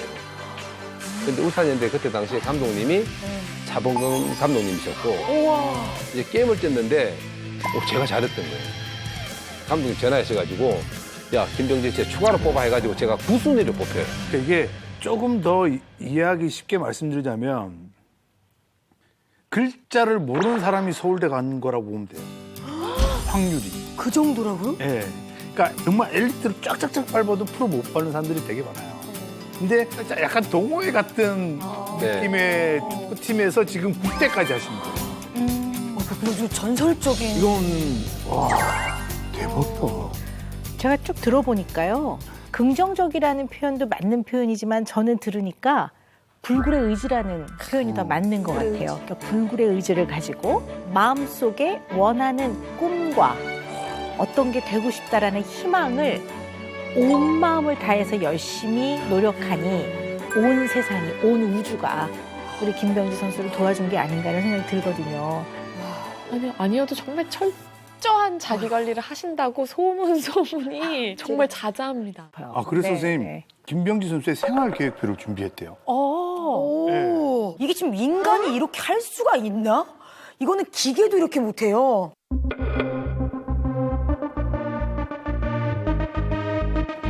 자, 이게 보시면은 1시부터 3시까지만 수면이라고 돼 있고 여기서도 유튜브 라이브라고 돼 있어요. 아니 새벽이요? 예. 손흥민 선수하고 황희찬 선수, 황의조 선수하고가 유럽에서 경기를 해요. 시차 때문에. 네. 늘 이렇게 저는 12시부터 자게 되면 한 7시까지 자긴 자는데 새벽 4시, 5시 정도 되면 꼭 한 번씩 깨요. 그럼 핸드폰 옆에 두고 자면 그 사이에 또 뭔가 뉴스가 있나 싶어가 잠깐 보다가 새벽 4시예요? 네, 4시, 5시에 아니, 그래서 또 다시 그 자요. 시간에는 기자님들도 주무세요. 네. 그 다시 자고 7시에 이제 일어나게 돼요. 야, 그때부터 7시, 8시 출근, 10시부터 업무, 그리고 식사하시고 또 다 3시부터 업무, 미팅, 운동. 비로소 10시부터 12시까지 딱 2시간 나만의 시간. 네, 근데 저보다 더 열심히 하는 사람들이 있어가지고 제가 이 시간 속에서 놓칠 수 있는 시간들이 없는 거예요. 어머. 아니 왜 식사가 한 번밖에 없어요? 체중 관리하고 이러다 보니까 아침 겸 점심을 한 끼를 딱 먹고 그거를 지금 몇 년 동안 하신 거예요? 은퇴 이후에 이제 체중이 좀 늘어서 좀 관리를 해야 되겠다 싶어가지고 지금 한 3, 4년째 꾸준히 하고 있습니다. 한 끼를. 아, 그리고 제가 알기로는 현역 시절에 몸무게가 단 1kg도 변한. 네. 어머. 관리라는 게 그 욕구를 억제하는 게 제일 힘든데 이 식탐에 대한 욕구가 제일 힘들어요. 그럼요. 아, 진짜 이 맛있는 거 있는데 이걸 어떻게 할까 싶어가지고 막 손이 갈 때가 있거든요. 일단은 70%만 정리합니다. 그게 무슨 말이죠? 제가 먹고 싶은 거에 이제 70%만 먹는데 어쨌든 30%는 다 버리게 되는데 그때 어떤 생각하냐면 이건 칼로리고 다 똥이야. 그렇게 생각하면서 이제 조절을 하게 되는데 이제 그러면 그 다음 날 성취감이 있습니다. 야, 어떻게 잘 참았다. 아니면 연락이 뛰어야 되니까. 맞아요. 네. 아침에 네. 바로 또 나오니까. 예. 근데 그걸 지금까지 계속 하시는 거잖아요. 그 관리를. 그렇죠. 맵고 짜은 것도 안 드시고. 조금씩은 먹는데 일단 음식이 집사람한테도 과하게 많잖아요. 반찬에 맛있는 게 여러 가지 뭐 8개, 10개 되잖아요. 그럼 오히려 저한테 야단 맞아요. 맛있는 거 너무 많이 깔아놓으면 네. 한 두세 가지 맛있는 것만 해도 충분히 다 먹는데 이제 그런 얘기를 하는데 어쨌든 저는 그 범주에서만 좀 잘 지키면 되지 않을까. 아, 그리고 제가 알기로는 병진이 님이 진짜 놀라지 마세요. 술, 담배 전혀 안 하세요? 네. 말씀해 주세요. 네. 자기 관리를 위해서. 성인 되고 난 이후부터 지금까지 술을 한 잔도 안 했어요. 네. 지금까지 지켜왔었는데 은퇴 후에도 이제 그 뭐 제가 지켜왔던 건 지키고 했고요. 와. 근데 지금 말씀을 들어보니까 네. 왜 이런 이제 생활 계획표라든가 일상에서의 아주 지키고 살아가시는 어떤 원칙들이 있잖아요. 네. 근데 그게 생활의 원칙의 수준을 넘어서서 마치 신념 같은 느낌이 저는 들어요. 신념처럼 이렇게 지키고 계시는 것 같거든요. 네. 그래서 뭐 이건 꼭 지킨다. 뭐 이런 것들이 좀 일상생활에 많은 게 아닌가 이런 생각도 드는데요. 근데 본인의 신념이 강하면 삶이 흔들리지 않고 가는 데는 굉장히 도움이 돼요. 어떠한 바람이 불어도 내 신념이 꿋꿋하면 딱 흔들리지 않고 가거든요. 되게 좋은 건데요. 다른 각도에서 보면 이 흔들리지 않는 신념은 때로는 고집스러워 보이기도 하거든요. 네. 혹시 그렇게 느낄 때도 있으세요? 집사람하고 얘기할 때 이제 그렇게 느낄 때가 있어요. 이제 아이들 3명 키우잖아요. 다둥이 아빠. 네. 집사람은 좀 부드러운 편이에요. 아이들한테 큰 소리 치는 걸 단 한 번도 못 봤어요. 대단하시다. 그래서 아이들은 좀 헝그리하게 좀 멘탈이 강해서 이렇게 키워야 돼. 나도 옛날에 맞고 키웠으니까 애들 잘못하면 뭐 사랑에 매도 어쨌든 체벌을 해야 돼. 이제 그럴 때가 있거든요. 저희 때 그 전반전 딱 마치고 났는데 2대0으로 지고 있어요. 그러면 나와요. 뭐 전술이고 필요 없어. 이리 나와. 딱! 한 대 맞고 또 바트 한 대 맞고.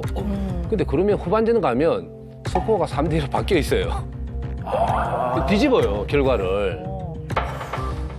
그래서 이 멘탈적으로 약간 그런 것들까지도 다 헝그리 정신인지는 모르겠지만 그때는 그걸로 다 정리가 됐었어요. 저는 그렇게 해서 이제 성공하면서 이렇게 왔으니까 그게 맞지 않을까. 근데 이제 어떤 본인의 꿋꿋한 가치관이나 기준 내지는 신념은 자기 자신이 살아왔던 경험을 토대로 만들어진 경우가 많거든요. 네. 그러니까 저는 제가 그랬기 때문에 우리 아이가 잘못을 하면 사랑하지만 매를 때려서라도 뜯어 고쳐야 됩니다. 이게 본인이 갖고 있는 가치관과 기준과 신념이에요. 근데 나는 맞아서 고쳤다라고 하는 거는 어쩌면 긍정적인 생각 때문이란 말이에요. 그 상황을 매우 긍정적으로 보니까 도움이 됐다고 해석을 하는 거지. 네. 똑같은 상황에서 그것을 굉장히 공포로 경험하는 사람도 되게 많거든. 그리고 어릴 때 체벌을 많이 경험한 사람들이 그렇지 않은 사람들에 비해서 성인이 되었을 때 데이트 폭력을 29%나 훨씬 더 많이 경험하는 걸로 돼 있어요. 네. 그리고 우울증, 불안장애, 자살 시도, 약물 중독 이런 것들이 굉장히 높은 걸로 돼 있어요. 이건 이제 소아과 학회지에서 이제 발표가 된 건데요. 아이들의 문제 행동에 체벌을 했더니요.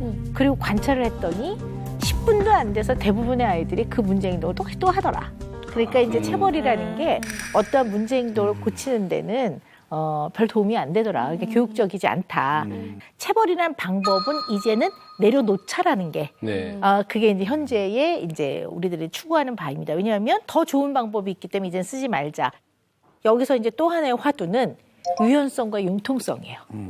유연해야지 이거를 끝까지 잡고 있으면 잘못하면 고집스럽다는 거죠. 그래서 우리가 언제나 이런 것들을 고려해 볼 필요가 있을 네. 것 같아요. 근데 신념 중에 절대로 바뀌면 안 되는 게 있어요. 몇 가지가 있는데요. 사람을 절대 해치면 안 된다. 이런 신념은 이거는 절대로 유연해서는 안 되는 거죠. 이제 그런 몇 가지를 제외하고는 사람이 이제 살아가면서 상황에 따라 또는 시대가 바뀌는 거에 따라 또는 개인에 따라 약간 다른 각도로 바라보는 이제 그런 시각도 좀 필요한 거죠. 네. 제가 지금 공감하는 게 형님은 헝그리 정신이라고 그냥 이렇게 말씀하셨지만 분명히 저희가 클 때와 또 우리가 키울 때 애가 좀 세대가 다르잖아요. 거기에서 오는 가치관의 차이들이 굉장히 좀 이제는 부딪히는 시대가 온 것 같아요. 저도 이제 애들한테 뭐라고 얘기를 해줘야 될지 좀 고민이 되기도 하거든요. 사실 뭐 사랑의 매, 그 다음에 젊어서 고생은 사서도 한다. 이런 얘기들이 가만히 들어보면 의미론적으로는 굉장히 좋은 의미를 담고 있어요. 그러니까 사랑의 매란 이 매는 진짜 매가 아니라 상징성을 갖고 있거든요. 이 상징성이란 건 뭐냐면 매라는 거는 사랑한다고 너무 싫은 말 못하고 그냥 쑥 넘어가거나 오냐오냐 하지 말고 뭔가 문제가 있을 때는 사랑의 마음을 가지고 제대로 가르쳐라. 이런 의미로 사랑의 매라는 상징적인 말을 쓴 거지 진짜 매를 대라는 게 아니란 말이에요. 그리고 젊어서 고생은 사서도 한다. 이런 얘기는 젊어서 많은 경험을 해봐라. 네. 그 경험 안에는 좋은 경험도 있고 고생의 경험도 있는데 그런 것들이 당신의 인생에 굉장히 많은 밑거름이 될 겁니다. 이런 의미인데 이러한 깊은 의미를 이해하지 않은 채로 매를 때리냐 안 때리냐 체벌이 오르냐 안 오르냐만 얘기를 하면 이거는 언제나 발전을 못하고 도돌이표에서 맴돌고 서로 다투거든요. 그런 이제 흔히들 말하는 옳은 말들 좋은 의도인 게 맞죠 대부분. 근데 한 번쯤은 이것이 어떤 의미를 가지고 있는가 생각을 한번 해볼 필요는 네. 있을 것 같아요. 그렇지 않으면 소통에 문제가 생기면서 강요라고 느껴지는 거죠. 강요. 그러니까 헝그리 정신도 그런 것 같아요. 헝그리 정신이라는 게 내가 원하는 목표를 좀 정해서 역경을 조금 딛고 가보면서 여러 가지 경험을 하면서 앞으로 나가보세요. 뭐 이런 의미의 헝그리 정신인데 이제 이게 잘못 이해가 되면 무조건 고생하는 건 너무나 어른들은 당연하게 우리한테 강요한다 이렇게 들리면 이제 서로 언짢아지는 거죠. 그래서 어른들이 의도는 좋지만 이 선을 우리가 잘 지켜나가는 거는 굉장히 중요할 것 같아요. 네, 네. 한 50대 이후의 부모들 되게 고민하는 내용인데요. 언제나 제가 그런 얘기 하잖아요. 아이들의 감정을 잘 수용하고 이해하고 공감하고 그리고 아이가 마음이 힘들 때는 마음을 잘 보호해줘라 이렇게 말씀을 드리는데요. 연세가 좀 많은 분들 중에 일부는 이게 아이를 오냐오냐 키우는 거라고 자꾸 착각을 하세요. 그러니까 아이의 마음을 잘 수긍해주고 이해해주고 아이를 보호해줘라. 그러면 그러면 막 어이구 이러면서 그래 힘들어 하지 마 이렇게 생각을 하시더라고요. 이 보호라는 거는 존중의 의미를 딱 담고 있는 거거든요. 그런데 아이가 좀 뭔가 고쳐야 되는 문제 행동이 있을 때 내지는 이건 반드시 부모가 개입을 해줘야 되는 문제 상황이에요. 그러면 그 방식이 꼭 아이가 화들짝 놀래고 공포스럽고 막 무섭게 할 필요는 없거든요. 이걸 그냥 분명하게 말해주면 되거든요. 이 절대로 안 되는 거야. 너 절대 그렇게 하지 마라. 이러면 되는데 이렇게 하면 뭔가 맹숭맹숭한 거죠. 뭔가 고춧가루, 후춧가루 같지가 않은 거예요. 세상이 얼마나 무서운지 아주 매운맛을 보여줘야 될 것 같은 거야. 그러니까 하지 마라 그랬지. 아니면 막 너 이래야지만 뭔가 아이한테 어른으로서 뭐 해준 것 같아요. 먹혀 들어가는 것 같고 그래야지만 아이한테 뭔가 내가 제대로 해줄 것 같고 또 거기서 애가 다리를 동동동거리면서 막 쏙쏙 빌고 잘못했어 눈물을 빼야 뭔가 제대로 진행이 돼서 매듭을 딱 지은 것 같아. 약간 이거에 대한 생각을 우리가 굉장히 많이 고민해서 과연 이게 어떤 의미고 우리가 나아갈 바는 어떻게 나가야 되는지에 대해 고민을 해야 될 것 같아요. 지금 말씀하신 게 딱 생각나는 게 있는데 네. 피파에서 내려온 교육 짐스가 있어요. 그게 뭐냐면 그 아이들 훈련하고 있으면 감독님이 계시잖아요. 그러면 야, 너 일로 와, 절로 가, 너 새끼 나가야지, 왜 그걸 못해? 막 하면서 지시를 다 하잖아요. 피파도 이걸 못하게 했어요. 네. 그럼 어떻게? 코칭은 해야 되는 거 아니에요? 그런 코칭은 훈련장에서 하고 경기 때에는 아이들이 자유롭게 경기에만 집중할 수 있게 편한 상태로 하라고 해가지고 규정이 생겨가지고 지금 말씀 딱 주신 게 피파에 대한 어떤 그런 규정은 딱 일맥상통하니까 딱 이해가 왔어요. 네. 이걸 막 애들한테 지시를 내리거나 과도한 개입을 할 때는 이걸 통해 좋은 결과를 빨리 어른인 내가 보고 싶어 하는 거지. 사실 그 과정에서 아이가 배우는 거보다는 내가 어쨌든 내 말대로 빨리 움직여서 당장 나오는 결과가 내가 원하는 결과가 나오도록 바라는 마음이 많다라고 보는 거죠. 사실은 그게 누구를 위한 겁니까? 이렇게 질문할 수 있는 거죠. 당신을 위한 겁니까? 아이를 위한 겁니까? 이렇게 본다면 부모 자신을 위한 부분이 되게 많아요. 네. 근데 20세기를 살아온 우리 부모들, 우리 어른들이 21세기를 살아가야 되는 우리 아이들과 젊은이들을 이제 우리가 대하고 살아야 됩니다. 네, 그렇죠. 그래서 21세기의 골문, 마음의 골문을 열자. 네.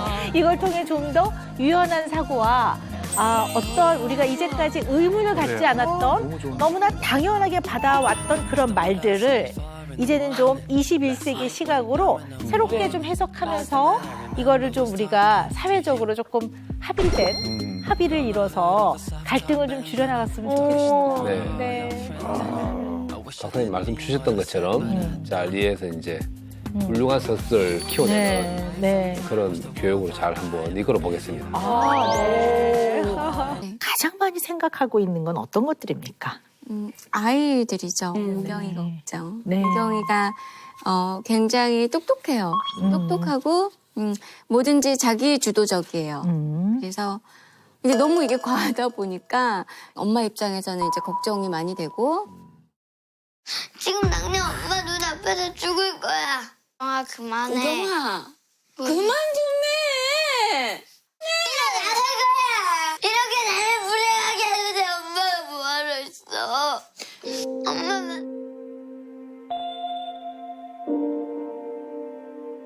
그 엄마 이지연은 뭘 가장 걱정하세요?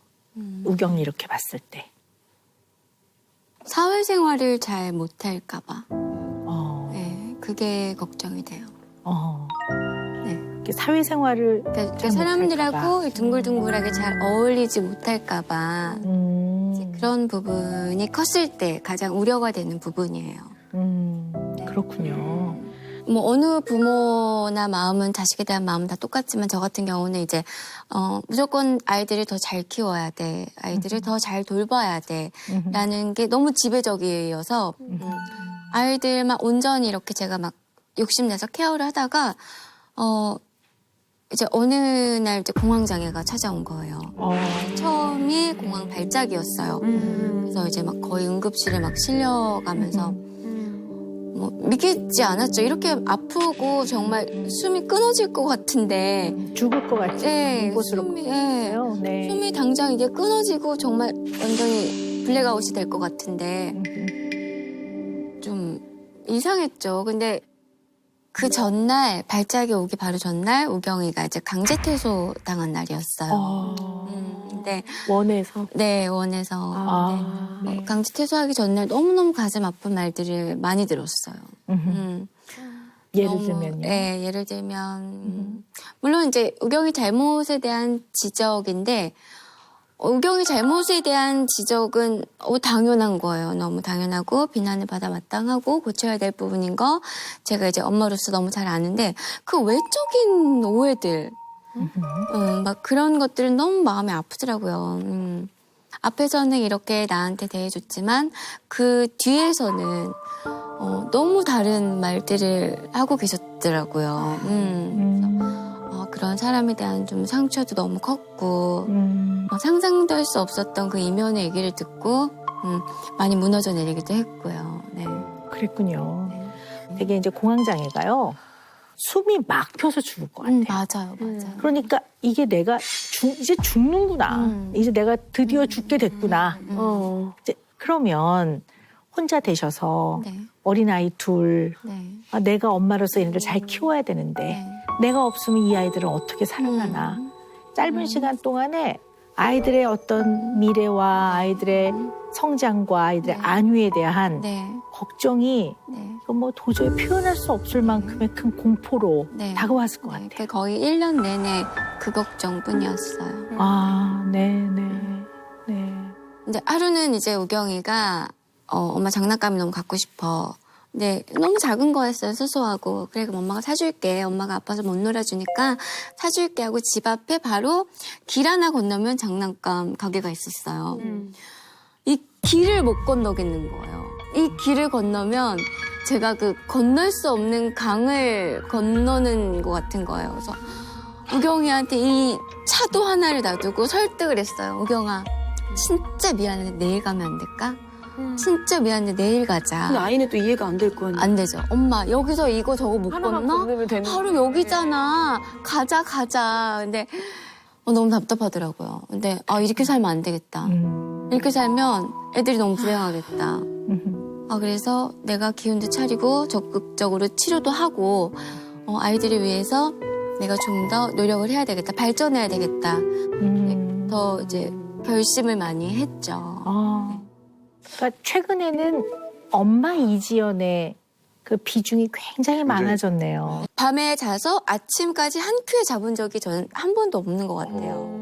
그러니까 꿈꾸다가 깨고 또 추스리고 다시 자고 이게 매일의 반복이거든요. 그래서 매일 꿈을 너무 생생하게 리얼하게 꾸는 게 조금 힘들어요. 네. 이런 고민은 또 처음입니다, 선생님. 예. 꿈은 좀 중요하게 봐요. 그러니까 무슨 해몽을 하고 뭐 이런 게 아니고요. 그 사람의 어떤 해결되지 않는 무의식적인 갈등이 표출되는 하나의 통로예요. 그러니까 우리가 그 무의식적인 갈등을 밖으로 탁 나오게 하는 방법이 3가지가 있는데요. 하나는 정신 분석을 받을 때 그걸 받으면 내가 미처 몰랐던 나의 어떤 갈등, 또 내가 다루기 어려워서 저 밑에 매달아 놓았던 나의 내면을 좀 보는데 도움이 돼요. 두 번째는 우리가 보통 실언을 한다고 그러죠. 말 실수. 툭 튀어나가는 말들 중에는 나의 어떤 저 깊은 나의 내면의 생각이나 감정이나 갈등들이 툭 튀어나오기도 해요. 그다음에 3번째는 꿈을 통해서 나의 어떤 깊은 무의식 내지는 해결되지 않은 갈등 등이 그걸 통해 꿈을 통해 표출되기도 해요. 그래서 꿈은 좀 의미가 있다고 봐요. 네. 우리 지연 씨 꿈 얘기를 좀 들어볼까요? 네. 저는 주로 이제 화장실 꿈은 자주 꾸는 것 같아요. 그다음에 뭐 평소에 뭐 벌레들이나 곤충들이나 동물들이 이렇게 좀 자주 나와요. 근데 한 마리씩은 안 나와요, 꼭. 여기 다 뭐가 나오던 때로 나와요. 때로? 네. 혹시 오 박사님이 꿈에 나온 적도 있습니까? 저 있어요, 네. 그래요? 네. 아니, 저 오 박사님이 꿈에 나오셨어요. 네. 나왔는데 이제 오 박사님 집에 저를 초대해 주신 거예요. 근데 저한테 골프를 가르쳐 주시는 거예요. 네. 근데 막 싱크대에 공을 놓고 저보고 공을 쳐보라 그러고. 싱크대에서요? 네. 약간 이렇게 비스듬한 이렇게 뭐 나무 판자 같은데 그런 어려운 데서 저보고 이제 어프로치 샷을 이런 데서 해봐야 된다고. 그런 데서 막 연습을 해보라고 하고 골프 레슨을 해주셨어요.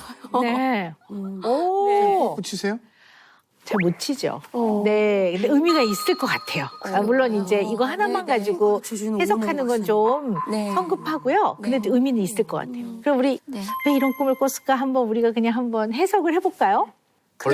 때로 몰려오는 동물들과 곤충들. 네, 곤충. 그럼 이번엔 지연 씨가 한번 해석해 보시겠어요? 선생님, 저는 정말 모르겠어요. 네. 정말 저는 그냥 그런 꿈들을 꿀 때마다 멍멍이 꿈이다 그냥.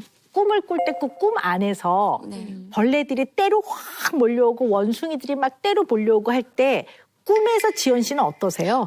그게 때로는 달라요. 네. 어떤 동물들은 내가 얘네들을 다 챙겨야 되는데 다 못 챙겨서 어떡하지 얘도 챙겨야 되고 얘도 챙겨야 되고 얘도 데려가야 되고 쟤도 데려가야 되는데 어떡하지 막 이럴 때도 있고 이제 싫어하는 벌레들이 나왔을 때는 얘네들이 다 내쫓아야 되는데 이제 쫓아도 계속 이렇게 바글바글 득실득실 꼬이고 그게 달라요 선생님. 네.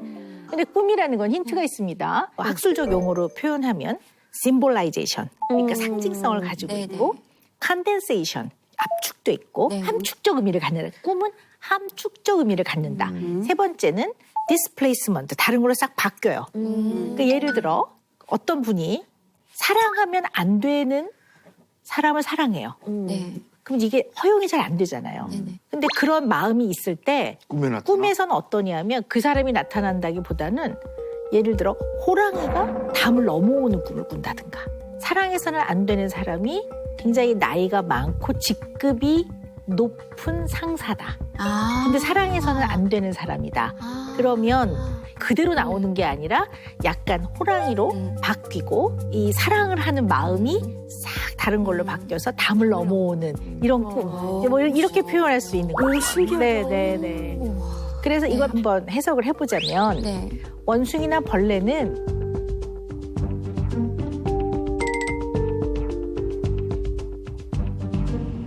그냥 아이들을 의미하는 것 같아요. 왜냐면 아이 모습 그대로 꿈에 나타나면 내가 어떨 때는 예쁘기도 했다가 어떨 때는 보살피기도 했다가 어떨 때는 싫기도 했다가 밖으로 내보내기도 싶고 이 마음을 우리가 받아들이기 어렵잖아요. 어려우니까 이게 다루기 쉬운 벌레나 원숭이로 싹 대상이 바뀌어져서 나오는 거죠.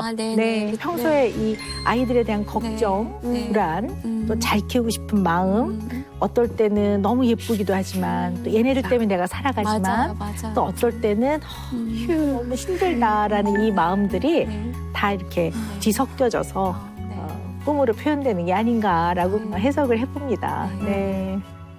두 번째 꿈이 오은영 박사님이 나타나서 골프를 가르쳐 주는데 그 골프를 싱크대에서 거기서 뭐 어떻게 퍼팅을 해봐라 뭐 그랬으니까 네 그거 한번 해석해 볼까요? 네. 자, 이게 저 약간 이제 좀 이해가 됩니다. 뭔데요? 좀 이게 함축적이고 좀 상징적이고 상징적이고 변하잖아요. 자, 오은영 박사님이 나타났어요. 근데 부엌에서 나타났단 말이죠. 왜 부엌에서 나타났냐? 상징성이죠. 어떤 상징? 가정. 가정이라는 걸 가장 대표적으로 나타내는 게 엄마로서 가장 아이들에게 신경을 많이 쓰는 부분이 키친으로 나타난 거예요. 공간의 상징성. 공간으로 났고 그다음에 오은영 박사님이 골프를 가르치는 거는 그건 뭐예요? 오 박사님이 이지연 씨를 핸들링 한다라는 거죠. 가르쳐 준다라는 거죠. 참 뭔가 코칭해 주시는 코칭을 해준다라는 거는 뭐냐? 이 가정에 도움을 줄 것이다 라는 기대가 반영이 되어 있다. 오늘 금쪽 상담소에 오기 전에 그 꿈을 꾸지 않았나? 근데 맞는 거 좋았어요. 아니, 괜찮은데요? 맞는 것 같아요. 맞아요? 네, 굉장히 잘하셨는데요. 네, 맞습니다. 제가 조금 추가를 해본다면 그냥 우리 지연 씨의 마음에 바램이 그대로 투영된 것 같아요. 그러니까 박사님을 만나는 거 그리고 만나서 내가 조금 조언을 들으면 더 잘 키울 수 있지 않을까? 그 마음이 부엌으로 가게 된 거고 사실 골프를 가르치는 거는 약간 바뀐 거죠. 사실은 아이들의 양육이라든가 이런 거에 대해서 도움을 받고 싶은 마음. 그러니까 이게 넓은 필드가 아니라 싱크대에서 치라고 하는 건 사실 좀 어렵죠. 싱크대에서 친다는 건 굉장히 치기가 어렵고 환경 자체가 제약이 있는 환경이니까 도움을 받을 수 있을 것 같기도 하면서 과연 받는다고 뭐가 바뀌어질까? 그 내 어려운 마음이 그대로 반영이 좀 된 거라고. 근데 꿈속에서 제가 정말 열심히 수행을 했거든요. 네. 시키는 대로 싱크대에서 하라고 싱크대에서 맞지도 않는 거 진짜 온몸을 휘둘러서 막 수행을 하고 막 비탈길 이런 데서 공을 놓고 치라고 하면 진짜 열심히 하고 그랬거든요. 그러니까 열심히 하려는 그런 열정, 소망 이런 것들이 그대로 투영이 돼 있다고 볼 수가 있어요. 네. 이지연 씨가 쭉 이제까지 살아오셨잖아요. 이 살아오면서 좋은 일도 있었고 위기도 있었고 어떨 때는 굉장히 행복한 순간도 있었고 어떨 때는 너무 마음 아팠던 순간도 있고 중요한 결정을 해야 될 때도 있었고 내지는 이 문제를 피할 수 없고 해결을 해야 되는 어떤 상황도 있었을 거예요. 이 인생, 이지연의 인생 이걸 쭉 놓고 봤을 때 어떤 특징이 있는가 이 얘기를 우리가 오늘은 잘 나눠봐야 합니다. 네. 그래서 걸그룹 얘기부터 좀 해봐야 될 것 같아요. 이제 그렇게 아주 적극적인 활동을 하고 굉장히 많은 인기가 있고 그러셨는데 그만하시게 된 뭐 계기가 있으세요? 제가 정말 잘 몰라서 여쭤보네요. 힘들었어요. 힘들었고 몸이 많이 아팠어요. 뭐 여기저기 뭐 너무 아팠고 쉬고 싶었어요. 근데 내가 이 언제까지 이런 방송국 안에 갇혀서 내 자아 없이 그냥 뭐 여기 던져지면 뭐 여기 가서 뭐 시키는 거 하고 또 여기 프로그램 던져지면 또 여기서 시키는 거 하고 막 이런 거보다 진짜 세상을 살아보고 싶은 욕심도 좀 컸어요. 그렇군요. 진짜 세상. 그럼 이제 고 쉬시면서 또 사랑하는 분을 만나서 결혼도 하고 아이도 낳고 또 그러면 또 결국 헤어지긴 되셨지만 그런 일들을 쭉 겪고 오신 거네요. 네. 그동안에는 방송 활동을 안 하셨고요. 아, 그러셨구나. 네. 근데 이제 이거 조금 조심스러운 질문인데요.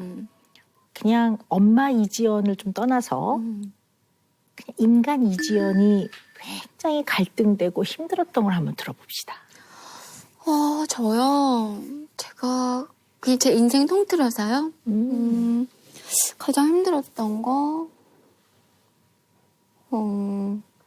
사실은 이 얘기는 하고 싶지 않았는데,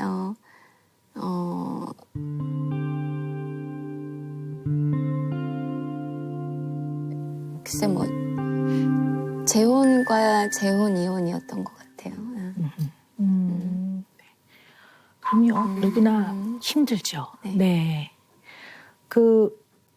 결혼과 이혼과 재혼과 다시 이혼. 정말 어떠한 한 가지도 그 과정이 쉽지 않으셨을 텐데 이제 그런 과정을 쭉 겪으시면서 인간 이지연한테 남는 감정은 어떤 감정일까요?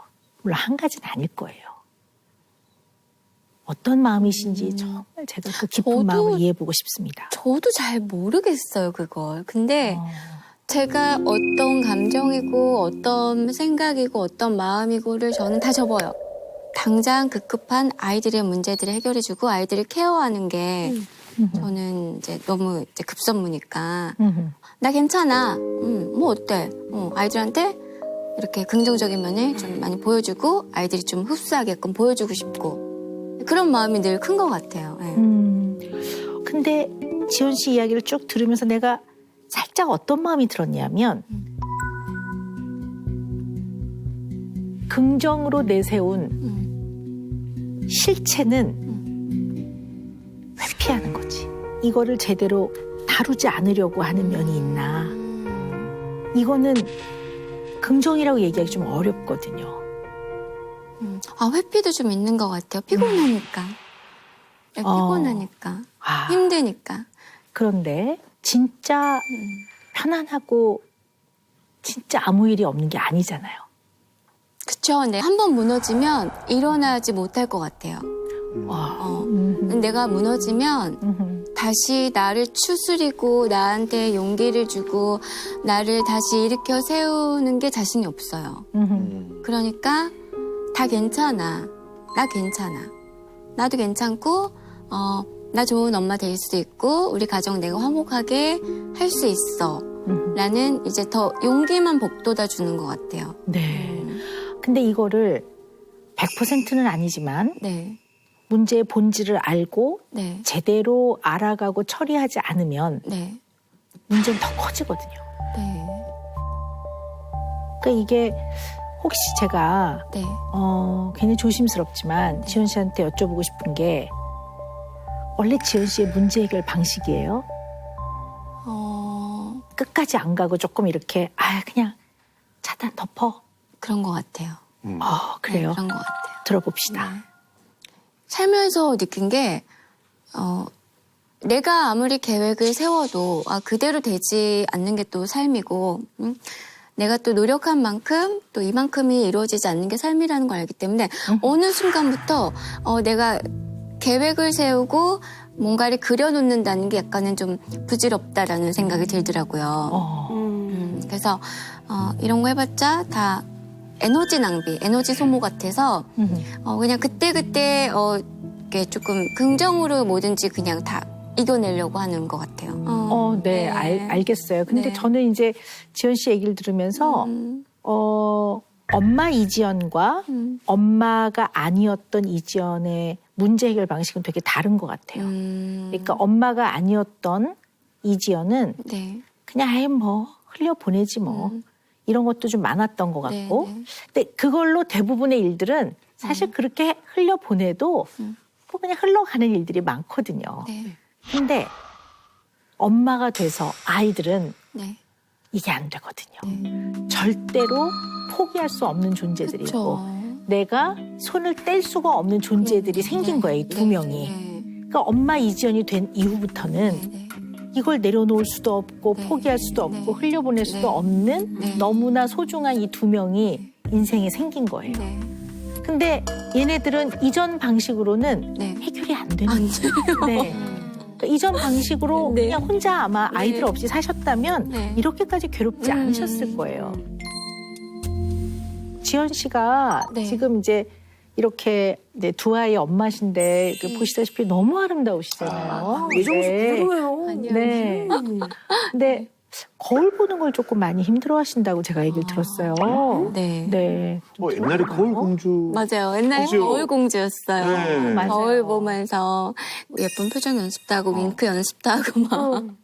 그랬는데 지금은 싫어요. 너무 싫어요. 그러면 오늘 이렇게 아름답게 하고 나오셨는데 오늘 거울 보셨어요? 그냥 저는 이제 메이크업 해주시고 헤어 해주시는 선생님하고 이제 거의 주로 이제 수다 떨지 이제 뭐 제 얼굴을 바라보고 있진 않아요. 세수할 때는 바로 앞에 거울이 있잖아요. 네, 그럼 네. 그때는 어떻게 하세요? 그냥 세수만 하죠. 거울 보고 세수하지 않아요. 네.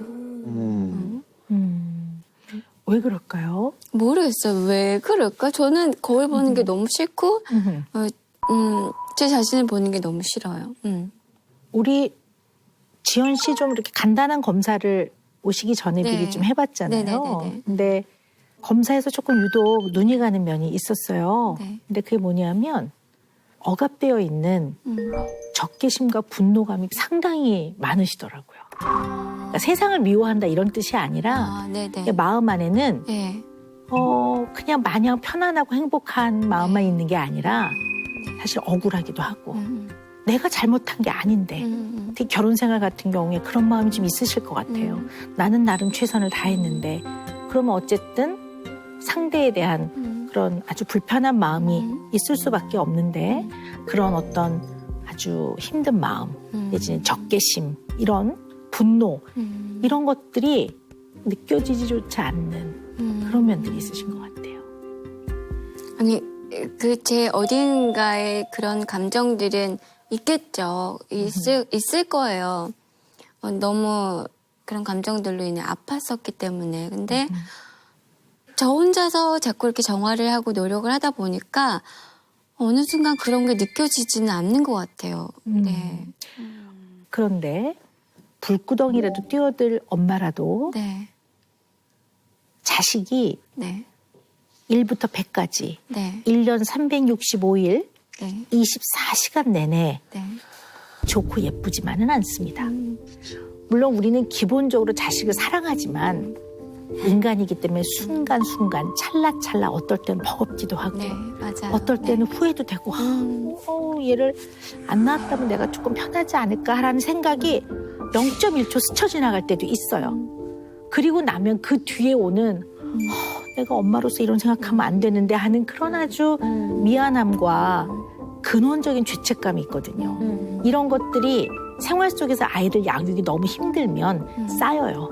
그리고 그걸 받아들이고 인정하면 너무 버거운 감정이잖아요. 지금 네네네. 지연 씨한테는 엄마로서의 이지연이 굉장히 중요한 부분이고 이걸 열심히 하고 계시는데 이거와 상반되는 다른 감정이 내 마음을 스치고 지나간다는 것조차도 인정하기가 어렵기 때문에 혹시 거울을 봤을 때 나의 내면이 들여다 보여져서 내가 그런 나의 면들을 자각하고 내가 느끼게 되면 인간 이지연은 너무 힘들 것 같아요. 그래서 어쩌면 거울을 보는 것이 어려울 수도 있지 않을까 이런 생각을 조심스럽게 해봅니다. 네. 네. 맞는 것 같아요. 네. 전 다른 건 몰라도 아이들에 대한 것만큼은 진짜 조금 도 용납이 안 돼요. 근데 가끔 스쳐 지나가도 괜찮습니다. 네. 그런다고 해서 네. 지연 씨가 아이들을 네. 사랑하지 않는 건 아닙니다. 네. 네, 마지막으로요. 감사합니다. 우리 지연 씨한테 좀 더 큰 힘이 되어줄 선물이 준비되어 있다고 하는데요. 영상으로 함께 보실까요?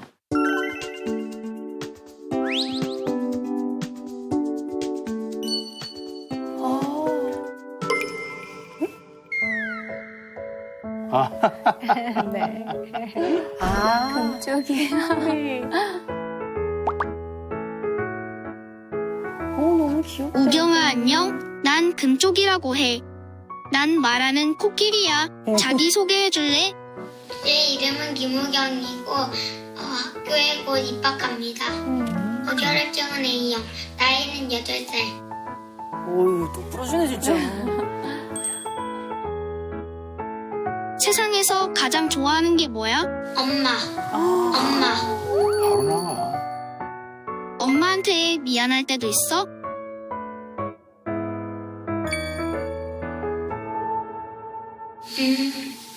있는 것 같아요. 제가 엄마 힘들게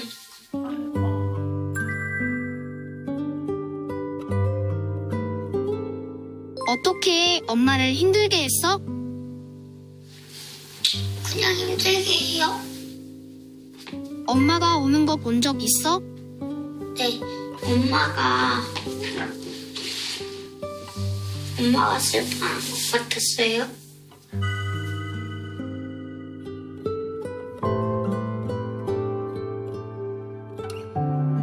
그럴 때 뭐라고 말해주고 싶어?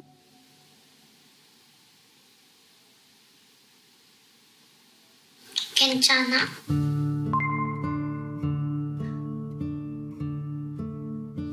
괜찮아. 엄마 괜찮아? 아, 눈병. 눈병 걸렸다. 엄마한테 꼭 하고 싶은 말 있어? 엄마 고마워. 엄마 사랑해.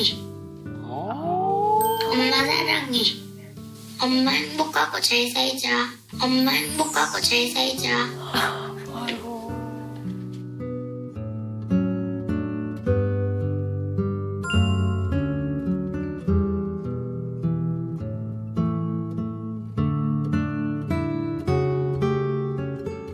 정말 녹아내리죠. 저럴 땐 정말 녹아내려요. 빨리 가서 막 깨물어주고 싶고 안아주고 싶고. 그래도 고맙네요, 우경이가 엄마가 힘들다는 거를 알아주는 것만 해도 고마워요.